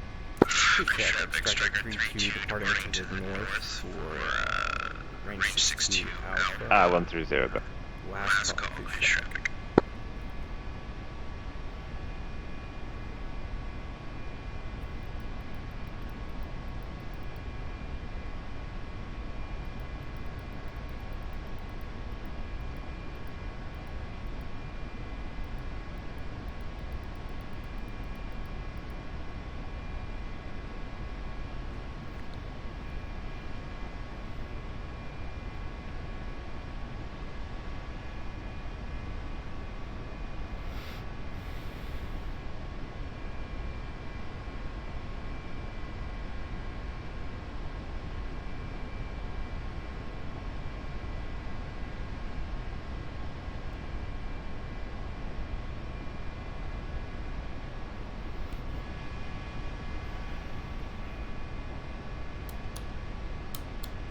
I got no visual on you, Twinkie. Coming up on your right in just a minute. Cool stuff. Oh yeah, tally.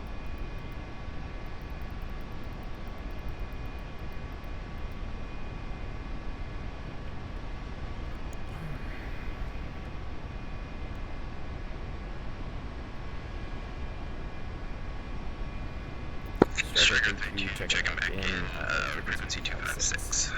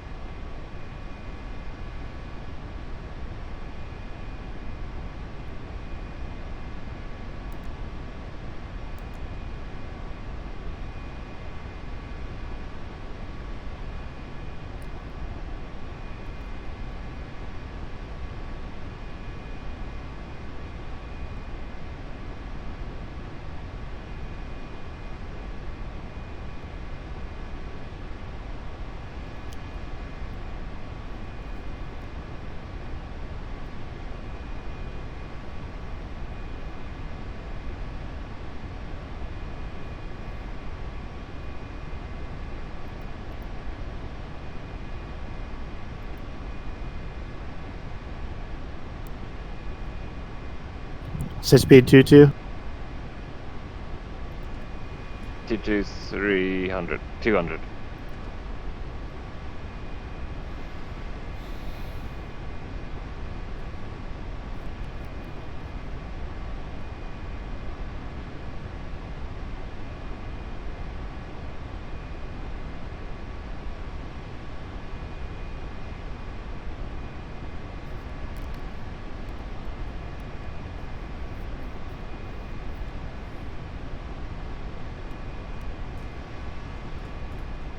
Striker 22, I'm making a right turn to 310.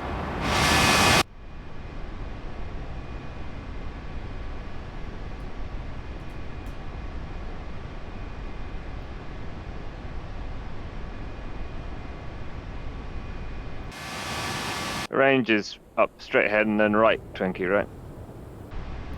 I thought it was off to our left from here a little bit, but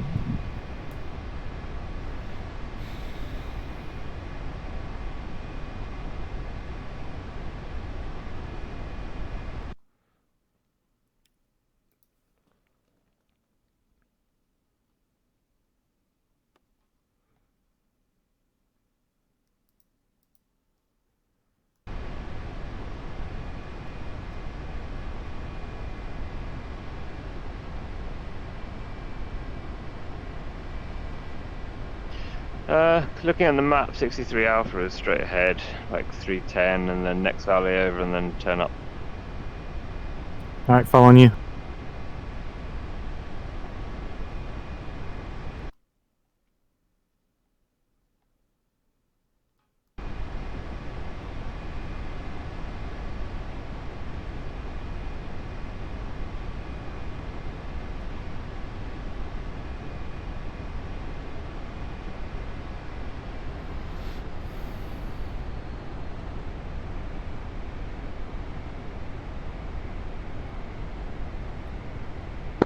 I'm assuming that you guys driving right? Or sorry, stalling right? Hey, firm. Yep, headed north, so I guess I'm gonna pass you.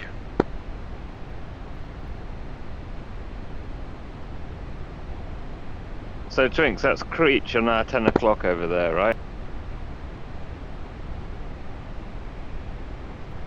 I don't see it yet. Way in the distance, I'm pretty Oh, sure. yeah, that's Creech. Yeah, so it's the next valley over. We fly up that valley. We should.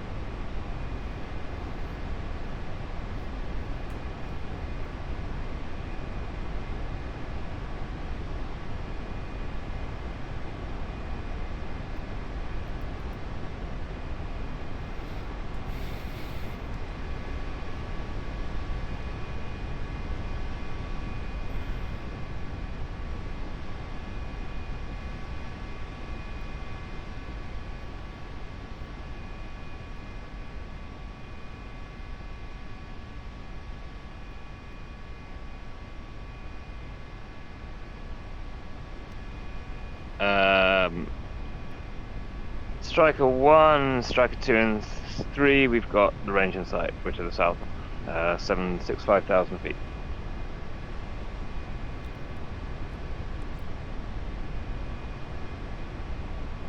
Striker 2-1, I'm southbound on the west rim.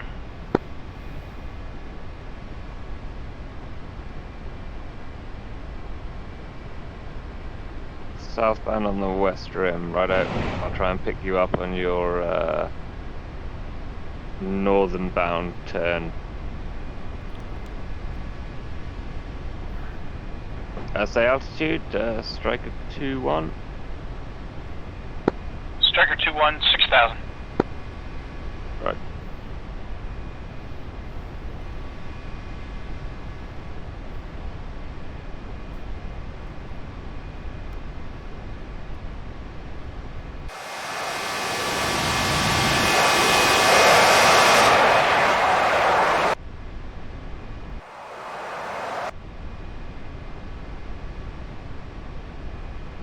We'll stay at 6.5, Twinkie, just to keep separation there.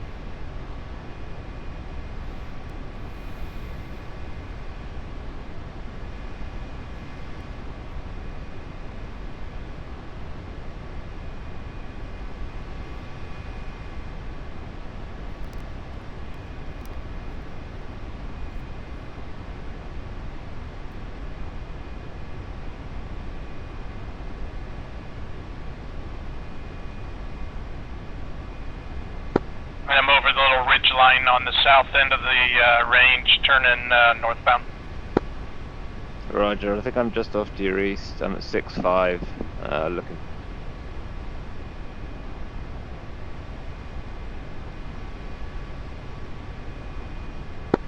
What happened to 1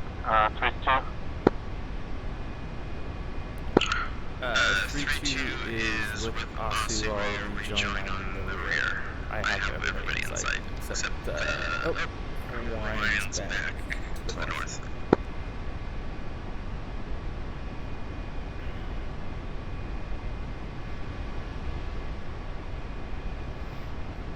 What's the green smoke? Is that just one of his bombs he dropped randomly, or? I made my smoke green for hits, so that maybe. Is there a target way over there? So, we're going to get back in our trail formation here. I've got tally on someone on the southern leg. I'm going to make a left turn at 65,000 to descend on them. Yeah, I think that's Hawaiian High flying, turning east, and it's Osupik down low, going north still. Roger, I haven't got tally on Osupik low. Yeah, I lost sight of Ryan as you made the turn. Who just shot? I'm firing guns so y'all can find me. Okay, yeah, that's Ryan then. Okay, we'll make a left-hand turn round and try and pick up Ryan on the south.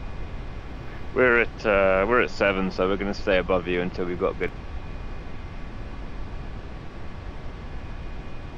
I'm behind you guys, by the way. 3-2.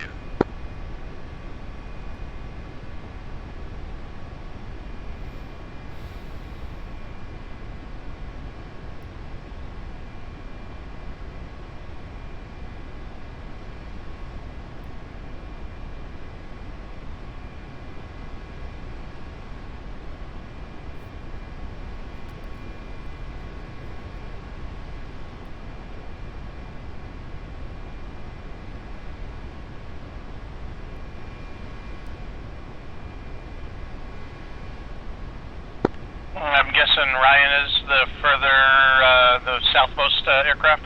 Drav is southmost, Ryan's between you and him. I'm up, like, high, you're 10 o'clock. Okay. I'm making a left turn on the south of the racetrack here. I'm at 7. No, I got no tally on Ryan. You see yourself. I think Ryan is at the very southmost edge of the rim, the target range. Okay, if you've got tally on him, you follow him. You go, you find him, and I'll follow you in. Yeah, I think if you're the last of the three there, then you can just cut left and come right in on me. Rog.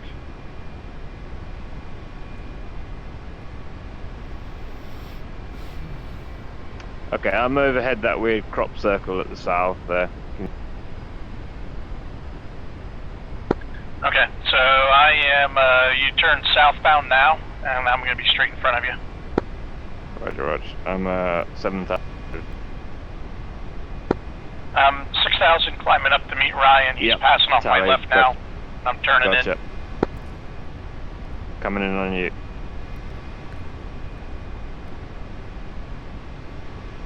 Are you just shooting at them, or am I saying something?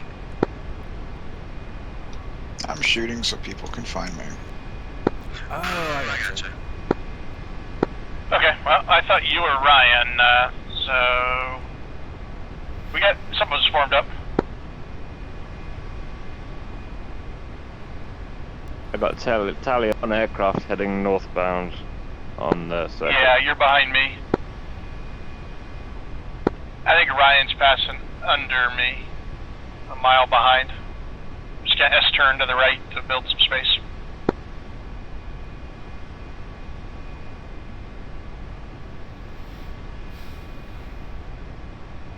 Oh, I got Ryan behind me to my left. You're off. I'm off to your right, Ryan.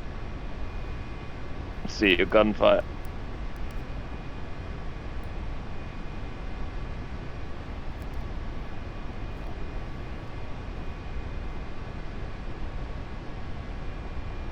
Right, I'll pull him up on Ryan. Right hand.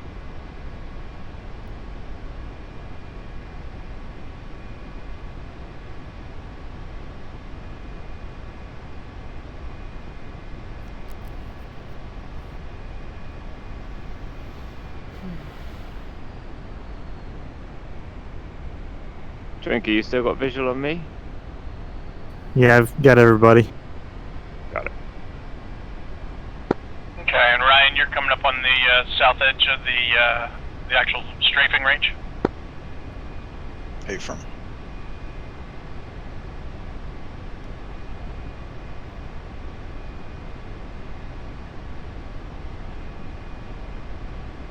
Okay, Drab, I'm off to your right. Roger. I'm a beam Ryan right now.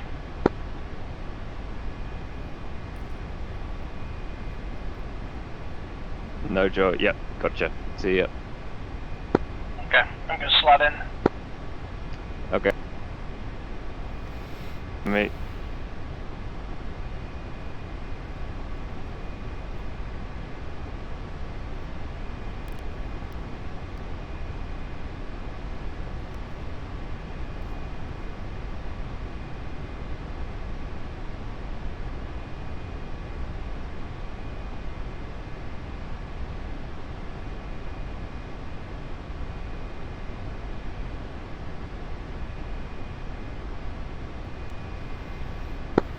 Patrol's still trying to set up the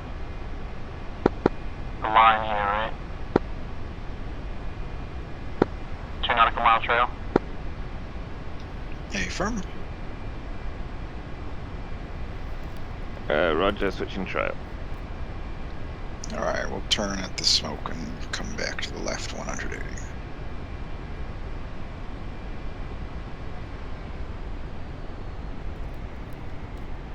And that'll allow people to slot in at the appropriate spacing as well. Yeah, when you make those turns, Drab, you can just kind of delay turning instead of following Yeah, I'm them just right lagging. away. I'm That'll lagging build a right, lot.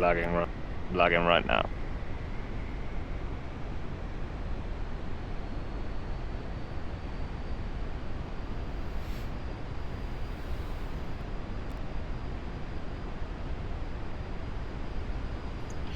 After you make the turn, the blue targets are the bomb targets. That's what we're going to be focusing on. It.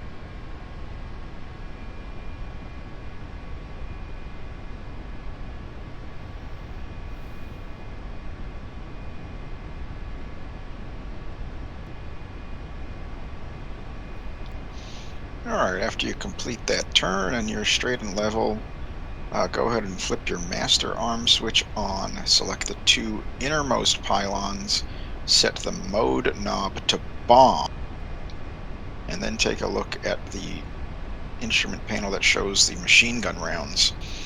If the arm knob is set to off, the arm light on that panel will be extinguished. If you turn the arm knob to nose/tail, the arm light on the ammo counter panel turns amber to confirm that the bombs are armed and ready to go. If you have a strange condition, you'll see an error light below that arm in red. Yep, I'm good. I'm armed. The only thing I have got on is I've got that. I think that's the safety, right? Well, you have what? I've got like the yellow and black thing on the actual pickle switch. I think. Yeah, you'll have to take that safety cover off. Yep, I'll fix that now.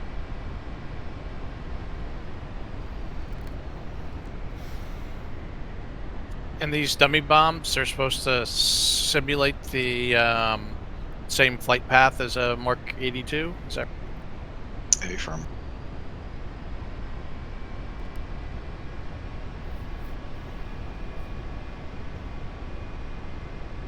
Do all the slick bombs pretty much fall in the same arc? Or is there much of a difference between, like, you know, the Mark, what is it, 82, 83, 84? There will be slight differences, but yeah, they mostly have the same coefficient of drag and ballistic coefficient, so they should be more or less.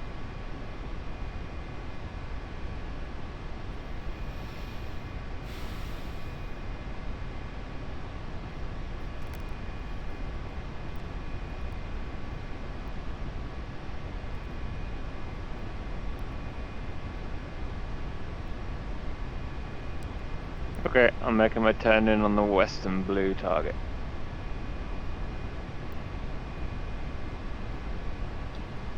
You are? I'm not supposed to be, okay. Alright, so now that everyone's set, let's go ahead and set the milliradians depression to 120 and flip your HUD switch, optical sight depression mode switch, to manual. So this should be set up for bomb release at 2,000 feet AGL with 300 knots dive speed and a dive angle of -30. So if you put the center of that little thing right on the target and you have a 30-degree dive angle and you're diving, when your radar altimeter comes alive at 2,000 feet, you should be able to squeeze it off and have those bombs hit the be advised there is wind today, so you may have to compensate for that wind. I'm turning into the range now. If you would prefer to release at 1,500 feet so that you have time for that radar altimeter to come alive and track it, set your millirads to 110.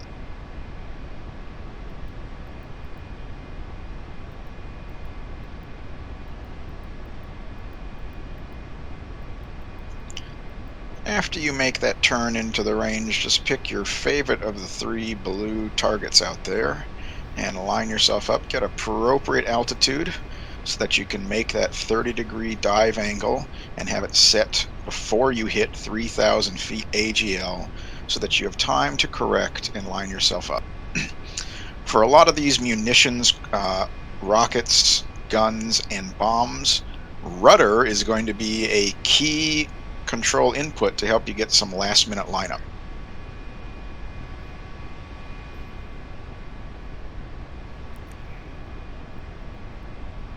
Striker 2-2's turning in. I've got 1 aircraft ahead inside.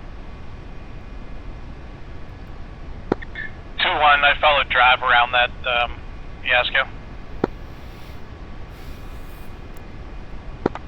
2-1, I'll re-answer so you guys can go.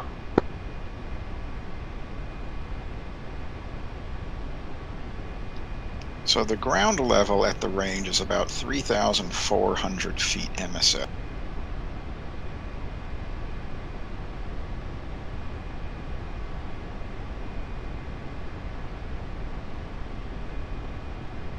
So we want to be releasing, if we want 1,500 feet, about 5,000.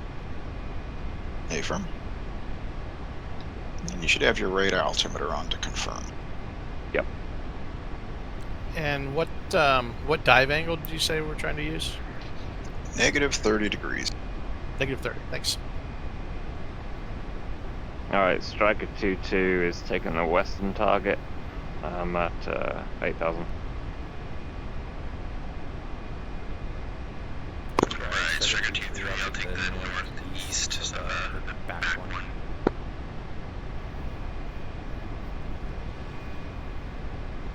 Striker 2-1, I'm following 2-2, western target, red smoke. And you're looking for 300 knots of speed when you release as well.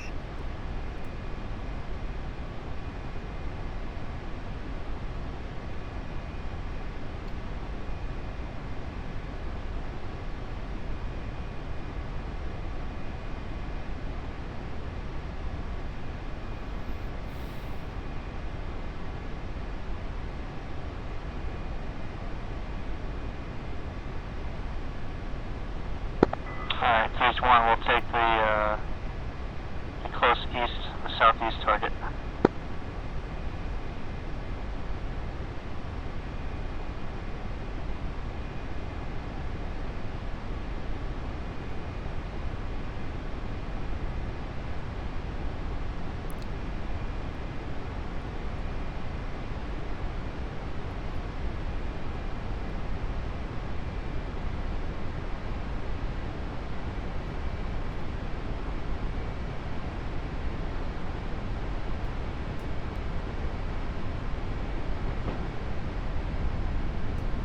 Striker 2-2, commencing.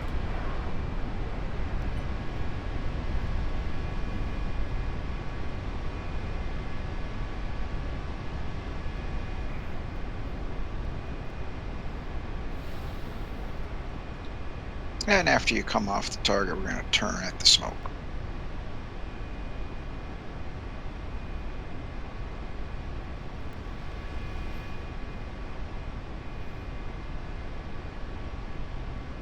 If you guys want to establish the same combo line, I'll go wide.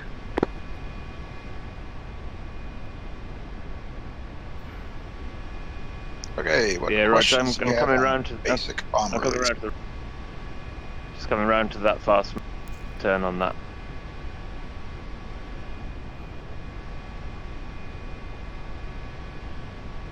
What questions do you have on the the basic bomb release?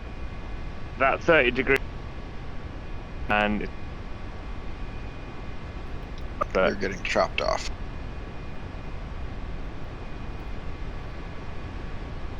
mainly 30 degrees is quite difficult to release.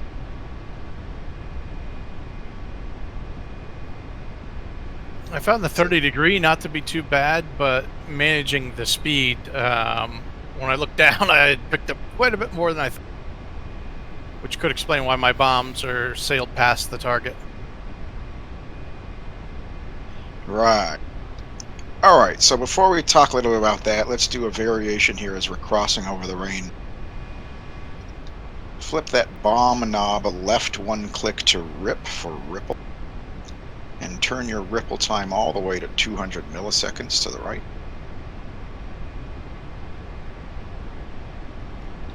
And then just hold the bomb release button.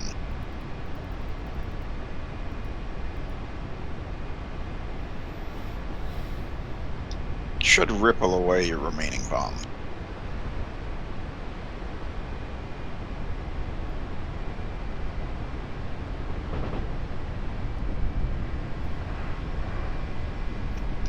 Just so you've seen how ripple bomb release works. Then you can go back to just regular bomb that drops pairs. Questions on rippling bombs away?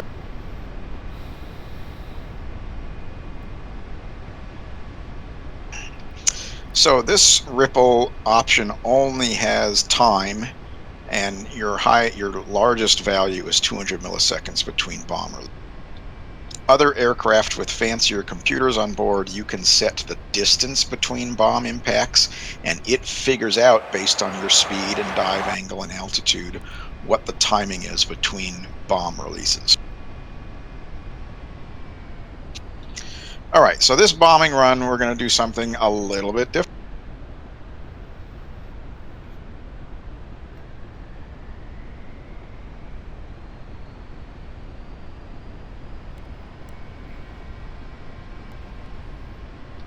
We're going to fly to the south here and make our turn. And this time, instead of flying directly at the target, we're going to do something slightly different. So this is probably far enough south. We'll start the turn right about here. And I'll drop some smoke bombs to indicate roughly where the turn should happen.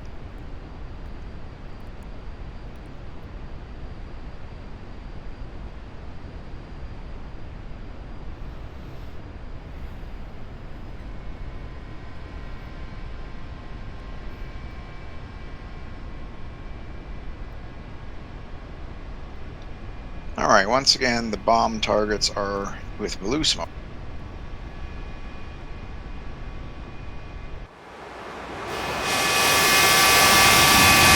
This time, what you're going to do is there's two options. You can put the blue smoke just to the left of your HUD, so it's between the angle of attack indicator and the HUD. Or you can put it even further left, so it's between the canopy bow and the front instrument panel. And what this does is allows you to keep your eyes on the target without the nose of your aircraft getting in the way, while still closing in on it. And then you'll need to, as you get close to it, start a bank to the left to roll into the target. And as you do that, you can start to bring your nose closer to the target because there's less stuff in the way. And then, if you time it all right, just as you get nose on and you get your flight vector aligned, you can nose down to the final dive angle and get your pipper on the target. And hopefully, if you timed it all right, your speed and altitude and everything will match up and you'll be right on target.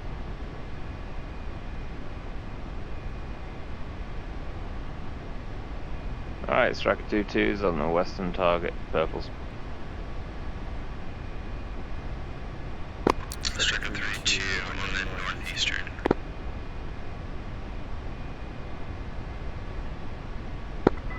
One southeastern target. Striker 2-2, stay on the western target as well.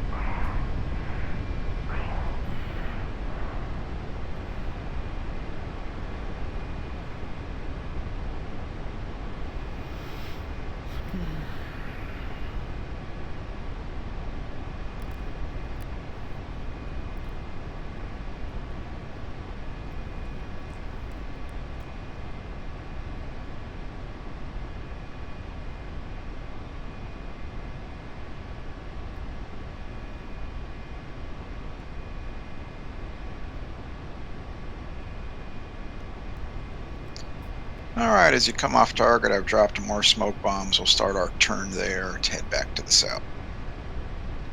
You're looking for green and white smoke. Well, I cut my distance in half.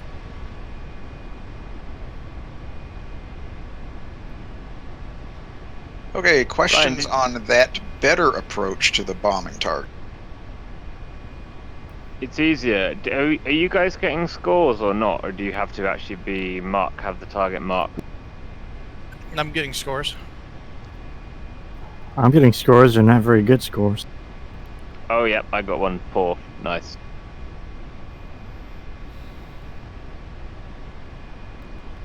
So you don't have to have a target selected in the HUD to get a score. It knows what you're going to do.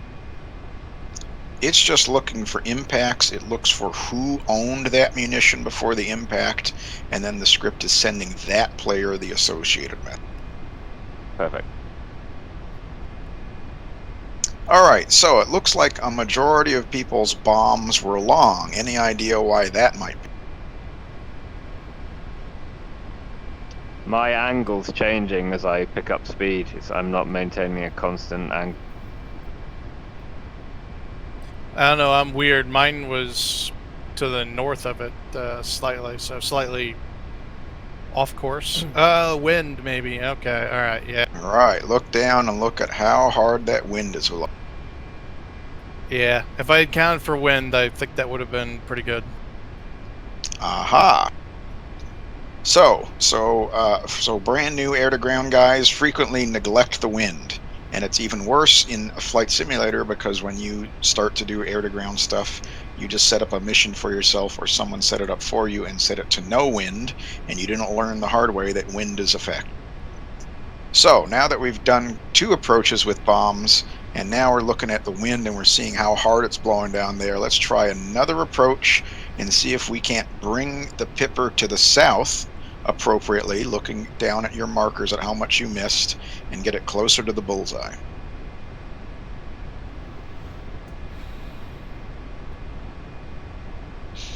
So way more so than air-to-air warfare, air-to-ground warfare requires that you know what's going on with the weather, at least.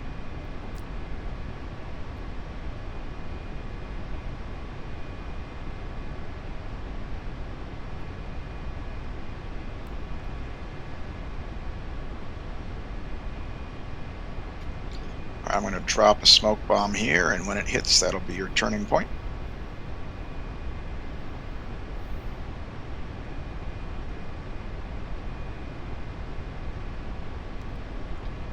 Alright, this time you still got the same numbers, hopefully, and you are looking for the same dive angle of -30 degrees. You're looking for 300 knots, and you're looking for a release at either 2,000 or 1,500 feet AGL. And this time you're going to keep the Pipper to the south a bit to compensate for the wind.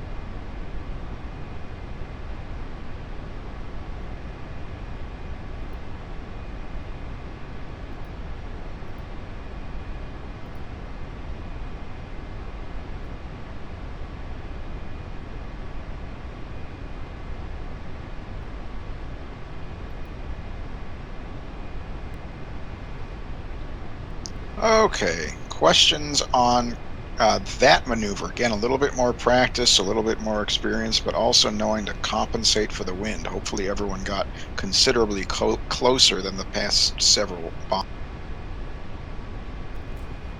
Yeah, I'm gonna ask a probably stupid question, but the first two passes I noticed I really had to fight my nose down.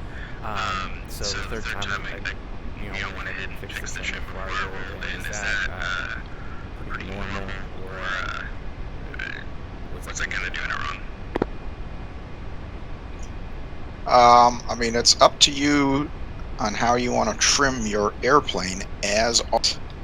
But just be advised that when you are nosing over for a bomb run, you shouldn't be timid about your control inputs. You should be pretty comfortable yanking that thing around to get exactly what you want. And you want to get it close quickly, so you want big gross inputs initially. Then as the pipper or the targeting indicator is close to your target, you want smaller and smaller, more refined inputs as the plane settles and your flight vector settles, so that you have a stable platform for weapons release. Big gross movements is beneficial for you for two reasons. One is it allows much improved accuracy. Well, I guess there's kind of a small minor one. You don't have to worry too much about wasting energy because you're already going to be pointing your nose downhill, so you're going to recover a lot of speed from your potential energy. But the other big thing is big gross movements mean you are unpredictable to the guys on the ground who probably aren't too happy that you're about to bomb them. So therein lies kind of the challenge, especially for bombing, is you want a stable platform so that your bombs will hit the target, i.e. you can predict where the bombs are going to go, but if you're stable and predictable, the adversary can put fire on you because they know where you're going to be.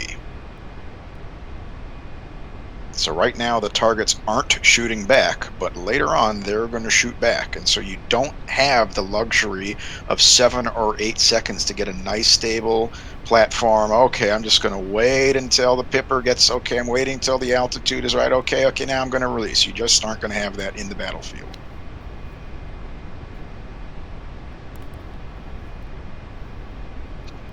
Does that make sense? Yep. All right, other questions or comments on that last evolution, and hopefully everyone got improved accurate.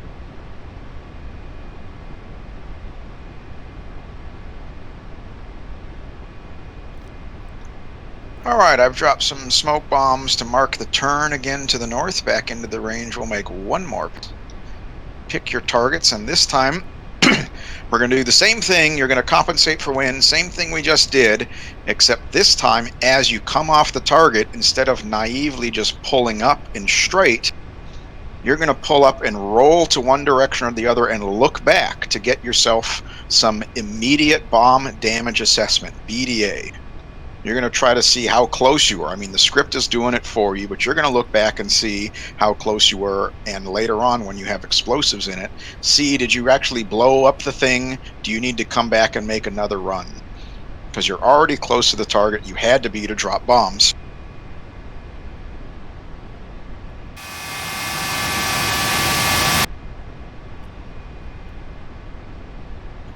Sorry, smoke came out. You had to be close to the target to drop bombs. You don't want to get close to the target again just to do BDA. So you're going to take advantage of the fact that you're already close. You have to come off the target. Again, you want to be unpredictable, so you want to come off not in a straight line. And then just see what your bombs did. Your bombs are going to hit the target roughly at the same time you're passing over it. That's just the nature of physics. So if you've turned away and you're able to see it, you can be pretty close as you're climbing away and get an idea about how close you were and what the bomb damage was.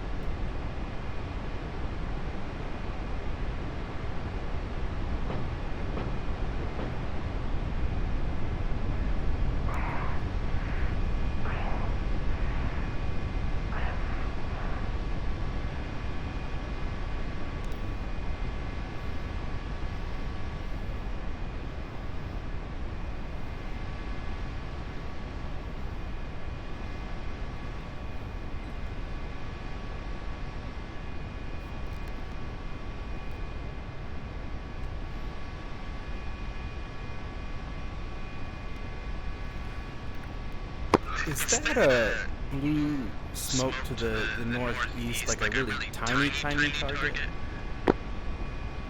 It is a tank without any bullseye around it. That's how big the regular ground entities are going to be.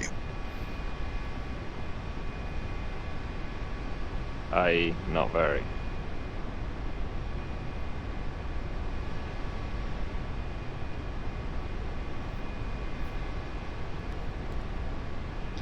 So when you're kind of new, you're dropping most of your bombs on the ones with the bullseye, and isn't that great? But pretty soon it gets kind of boring, and you want to challenge. That little tank is there to provide a realistic. That's how small they are. Sorry, where's the tank at?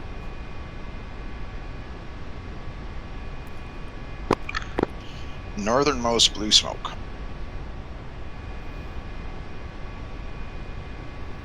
Okay, insight.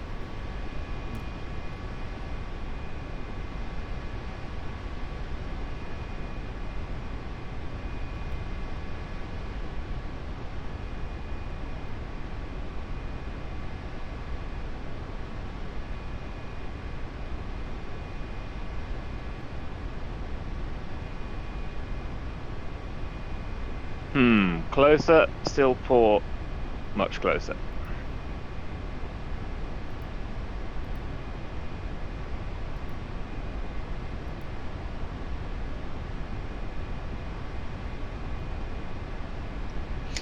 Okay, so what questions and comments do you have about coming off the target and looking over your shoulder to get some immediate bomb damage?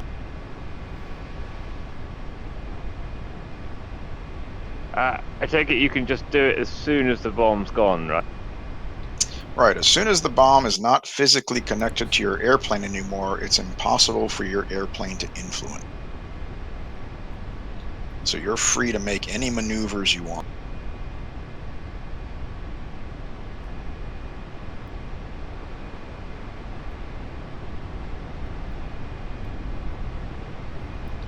So what I personally like to do, and it's a pretty good maneuver, is kind of an S-turn off the target. So you're coming in, you've rolled in, you're going to roll back level and get yourself a stable platform. You're going to ripple off the bomb. Then I might, for example, roll to the left and pull up. And then as I'm pulling up and about -10 degrees, I'll reverse my turn to the right, pull up again so my nose is now above the horizon, and then watch the explosion over my right shoulder.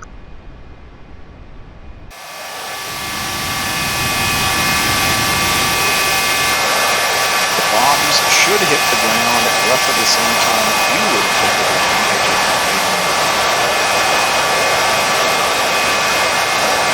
So you should have a pretty good idea of when that's going to happen. If you don't, you'll just build it up through experience. Someone low on the racetracks heading south. Maybe. Alright, I see you. I'll stay behind you. There's shenanigans going on. I honestly just wanted to see what my bombs looked like when they made smoke, because it was hard to tell which ones were mine. So that's what I was doing.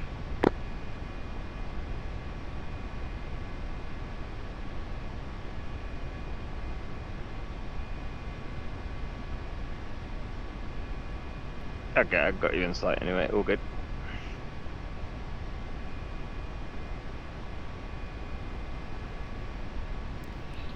All right, we'll make one more pass, and you guys can do whatever you want. Ripple bombs, whatever you want. We'll make one more pass together.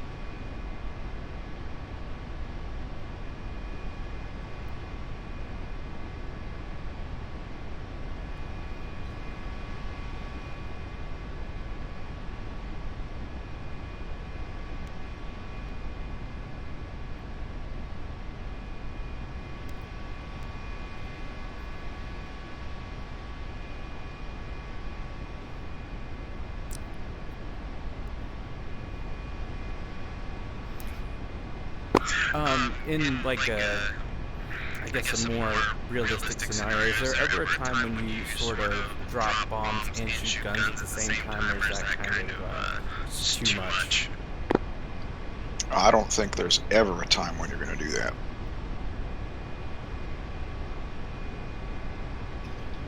The goal is not necessarily to put as much firepower as possible on the target. The goal is to put firepower accurately on the target. A direct hit from a 500-pound bomb is going to do way more damage to anything remotely hardened than a 2,000-pound bomb that hits a few hundred feet.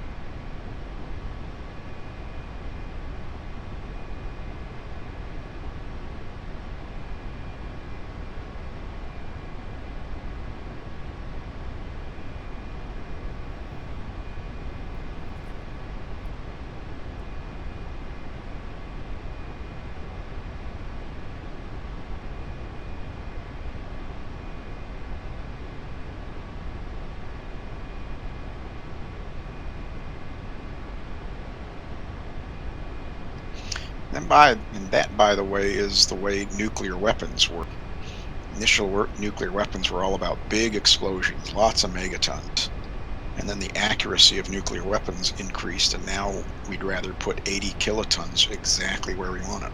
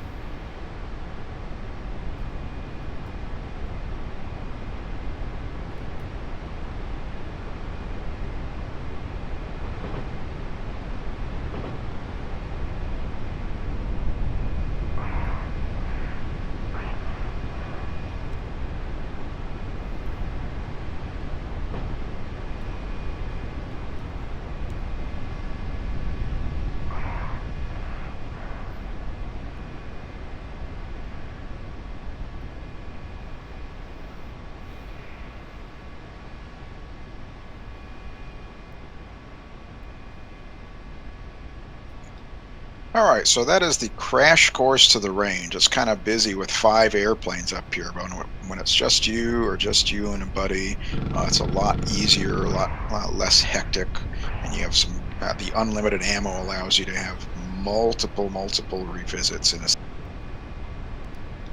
What questions do you all have on what we've done today? I need practice.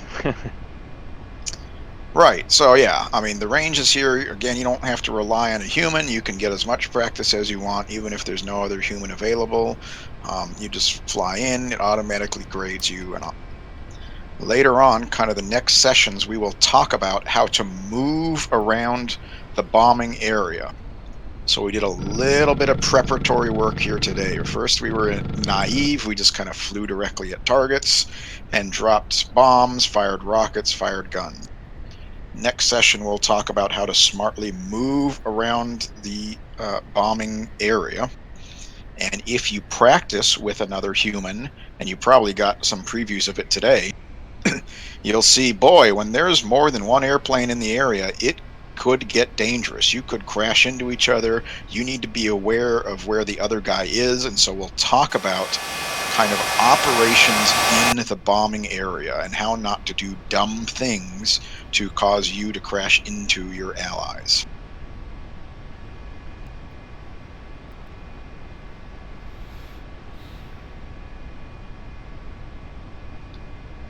What other questions or comments do people have? This is more of a comment. I do believe now that if you called me naive, it's about the worst thing anybody can say to me at this point.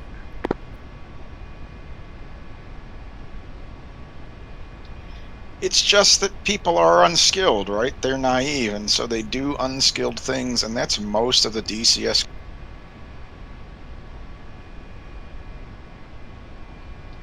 They don't really know what they're doing, and they're just stumbling through stuff, and it's all a sign that they aren't very experienced, and therefore they certainly aren't.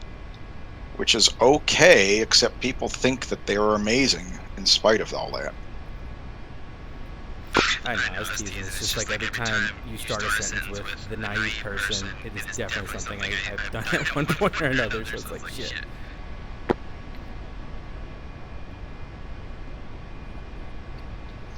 So here we're flying over to Creech. For those who haven't been to Creech, we'll do another aerial preview like we did yesterday.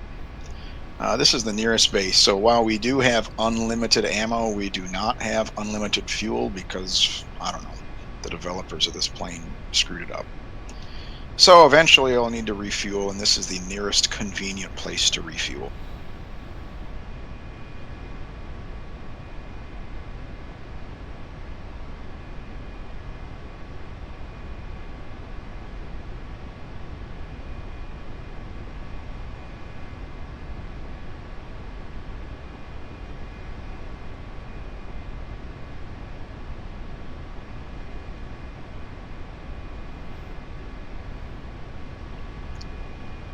Let's see, some other things I'll point out. So the script spawns smoke for you to help you find targets and to find the strafing pit. When you're out doing this without the script, so you're out in one of our scenarios or campaigns or whatever, as you can imagine, knowing what the wind is like in the target area could be very beneficial. So, not every plane necessarily needs to do this, but it would be good for at least one plane that's participating to bring smoke rockets. So your first pass, while you get kind of oriented with the target area, is to put smoke down so that all the subsequent airplanes have a good idea of what the wind is like down in the target area.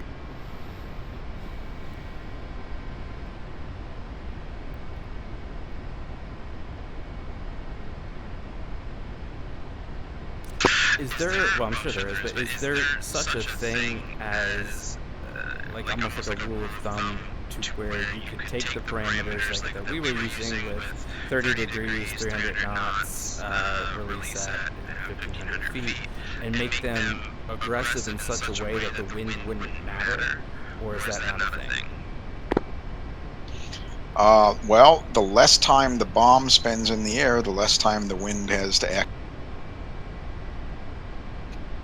So higher speeds, as you're pointed to the ground, do that. Closer to the ground release does that, except you might hit. And that's about it.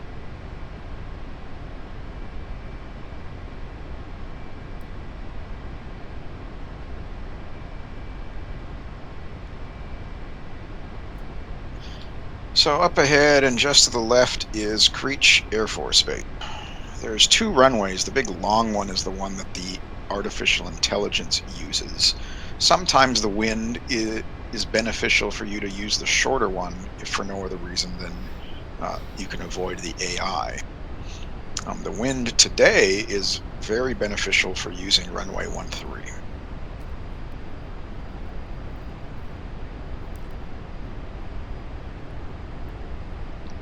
So we'll just fly over it, do an aerial tour.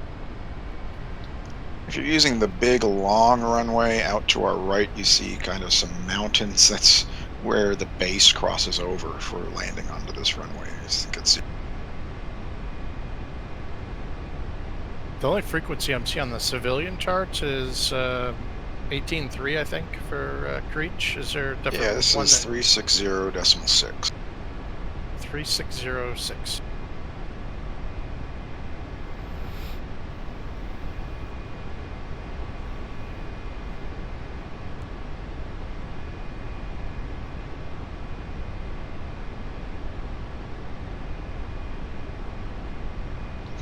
So yesterday I was given a preview, but I'll give it for the guys who weren't here yesterday. This is the airbase that a lot of the US's unmanned aerial systems, unmanned aerial vehicles are controlled.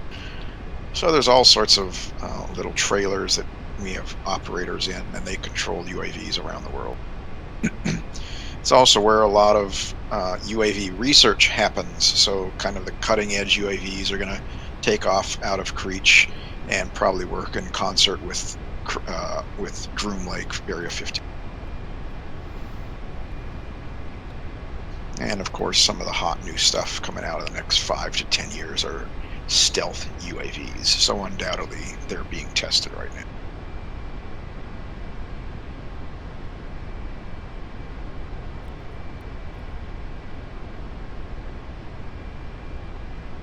But that's not where they're building Tom Cruise's new plane, right? No.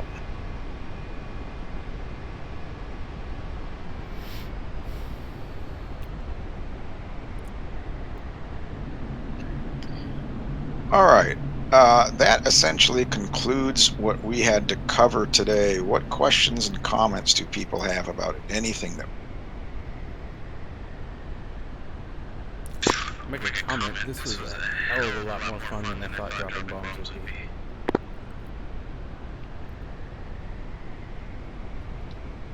Yeah, and we're just doing the basics. So it's just how to, I mean, it's all what today was a little bit, half of it probably, how to press all the buttons in this particular airplane. I mean, some of the concepts will extend to others, but how to drop the buttons in this airplane so that you can get the other, well, I guess there's 20% how to interact with the script, and then the other 30% we gave some pointers on how to actually approach the target, how to come off the target, how to do your own BDA, those kinds of things. So the next step, of course, is for you to get experience and practice on your own. After everyone's had a week or two to get experience and practice on their own, it's not so intimidating anymore how to press the buttons, and you kind of figure out bomb tables and how to use them, or you get some intuition on your own so you don't necessarily require bomb tables. Then we'll come back and do some more interesting techniques and tactics with air-to-ground warfare. And then things will get real interesting because you'll be able to roll in as a two-ship or two ships and look professional doing it, put several bombs on target in a row while not endangering any of the other aircraft in the flight to return ground fire. So that's what's coming up next. Then we'll learn some loitering techniques. What happens when you get to the area of operations and it's not necessarily clear what the target is, or you need to wait for close air for the joint terminal air controller to get established or whatever. What do you do? How do you establish an orbit or loiter in the area so you can come out of that orbit and put munitions on target in the quickest amount of time possible, while preserving fuel and all that in the interim? And just building up your own situational awareness to the target area, absent those other tasks. And then after that, strike route planning, as we discussed yesterday, we'll start to put all of those skills together. So low altitude training that we had, low altitude tactics. How do you get from your home base to the target area without being detected and without unduly exposing yourself to enemy fire? And then once you're there, what do you do? Where do you approach from? Do you approach from the south, from the east, from the north? Do you want to set up an orbit to the west of the target area? Do you want to set up an orbit directly over the target area? Right? It's not necessarily clear until we go over all of those options and talk about the pros and cons of each, what you should plan to do. And then, of course, egress. How do you get out of there after you've potentially stirred up the hornet's nest and people are pissed off at you? And know that you're there. If you were successful in coming in, they didn't know you were there. When things started blowing up, they knew you were there. So now what's going to happen on the egress? The same route you took in is not necessarily an option. So anyway, we'll talk about all of that stuff, and that concludes air-to-ground thread 1. I've posted the evaluation criteria for air-to-ground thread 1, which is basically planning a strike route on a convoy. You'll come in, you'll ripple bomb off some bombs on the convoy. We'll use the same script to judge how close you were, and then egressing out at least the ingress without being detected, and the egress without being detected to the point that you can be shot down. And so that's how that all will go. And that will happen on this map, so we'll do it in the North Range. Questions on the rest of the pathway for air-to-ground thread 1?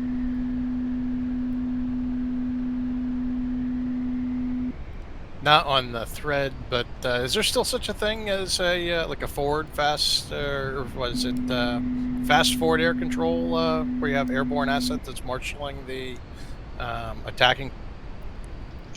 That is called, that is called a forward air controller airborne, or FAC-A. And that is covered, I think, in air-to-ground thread 4.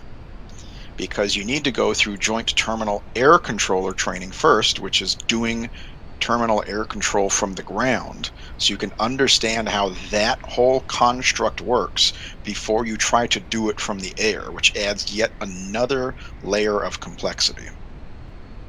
Okay, yeah, but that's still a thing that hasn't been like phased out with technology or something else. That's something that's Correct. still. Yep, and so towards the very end of this, we will teach you how to do all of that in an unclassified way. If you're capable and interested in doing it, we'll teach you everything there is associated with that. And hopefully we'll have things like the Super Tucano. I don't know when that's going to come out, but that is the ideal airplane that I have heard is in development, or the library that exists today for that. A good backup is the Yak 52. So that is an option for certain aspects of FAC. But the Super Tucano is the only one I've heard that really kind of fits the bill at the 90% or better solution.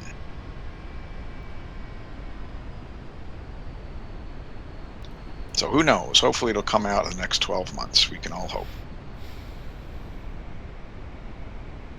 What other questions or comments do people have?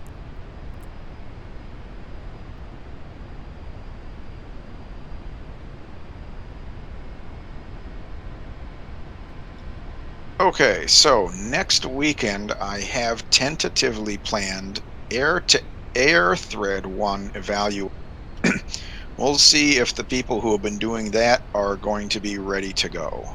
If not, I suppose it's possible to do a continuation of air-to-ground thread 1, assuming that you all have gotten enough practice with the range throughout the week.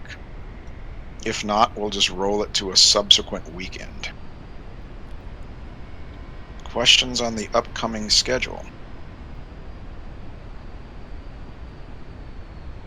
I think a week to practice. We might need more than a week to get it all good at that. Right.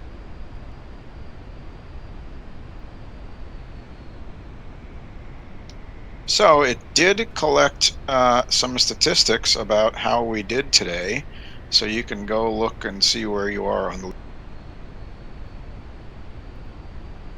Yeah, with 5 of us, so it gets kind of cluttered because I'm only seeing the top 10 entries. I don't know if you have expanded views or something like that you have access to. The raw data file is written on the server, but I don't think the point of the script was necessarily to have a top 10 board. The point of the script was to facilitate people practicing. Yeah, I think it just I'm saying it just shows you the top 10 results, and then you can't see any more of them on the screen. Right. Guys, I gotta run in a sec. I gotta teach. Right. Creature, so are we going to just log? Say again. Are we gonna land at Creech, or are we just gonna quit from up here? You can quit or land. I'm taking you all out here in case you want to land, but I gotta log off and get to doing stuff as well. So that's all I had for the day. The next week or 2 or 3 is mostly in your hands, practicing on your own or with someone else, but it's really the script. So if you're practicing with someone else, it's essentially getting a head start on thread 2 where you're operating as a 2.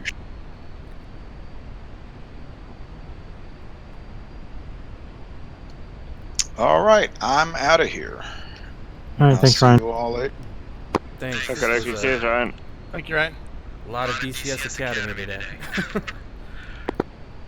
Oh, wow. Yeah, you're telling me. I'm surprised I'm not in full-blown trouble, honestly. Popeye. Yeah, I got saved by her sister calling me. He's like, I'll go to Nordstrom's. That's not even how you showed up. I was just like, yeah.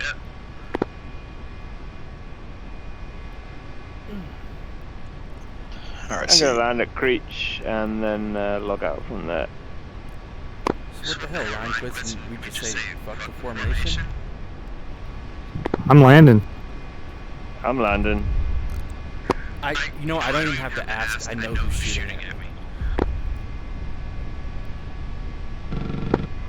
Approach traffic. Oh, wrong one. Sorry, guys. Are you going in on the long runway there, Pinky? Yeah, why not?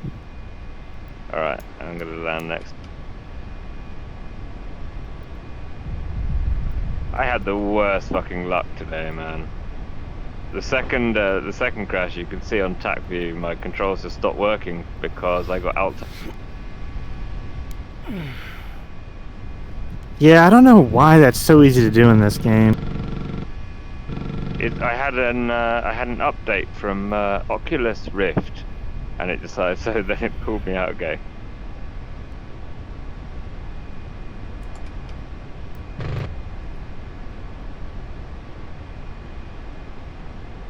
Don't run. And then the takeoff was a bit of a shit show as well.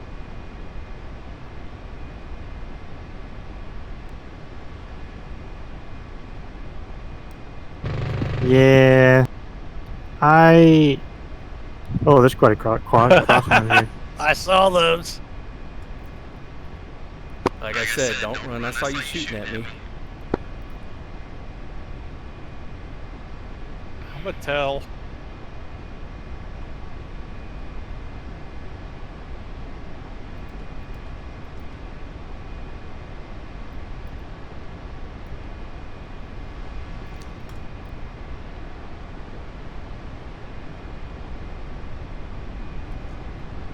Are you about to strafe them?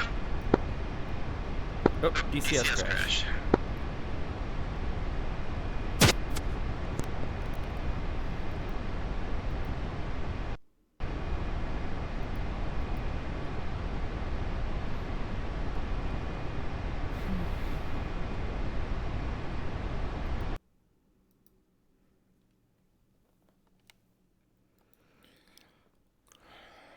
Was it just me?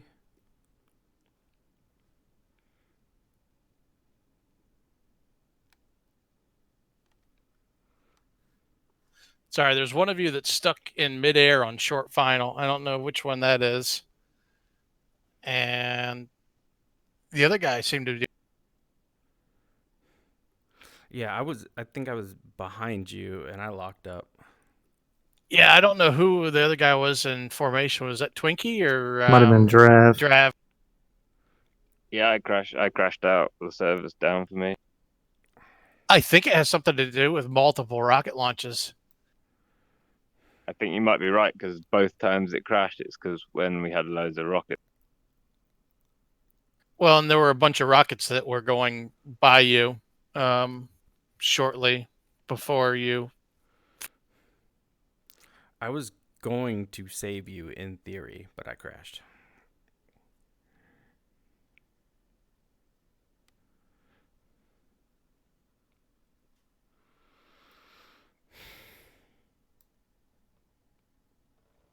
What time did this shit start too? Oh yeah, I just got crashed. It's the getting shot at by rockets that does it.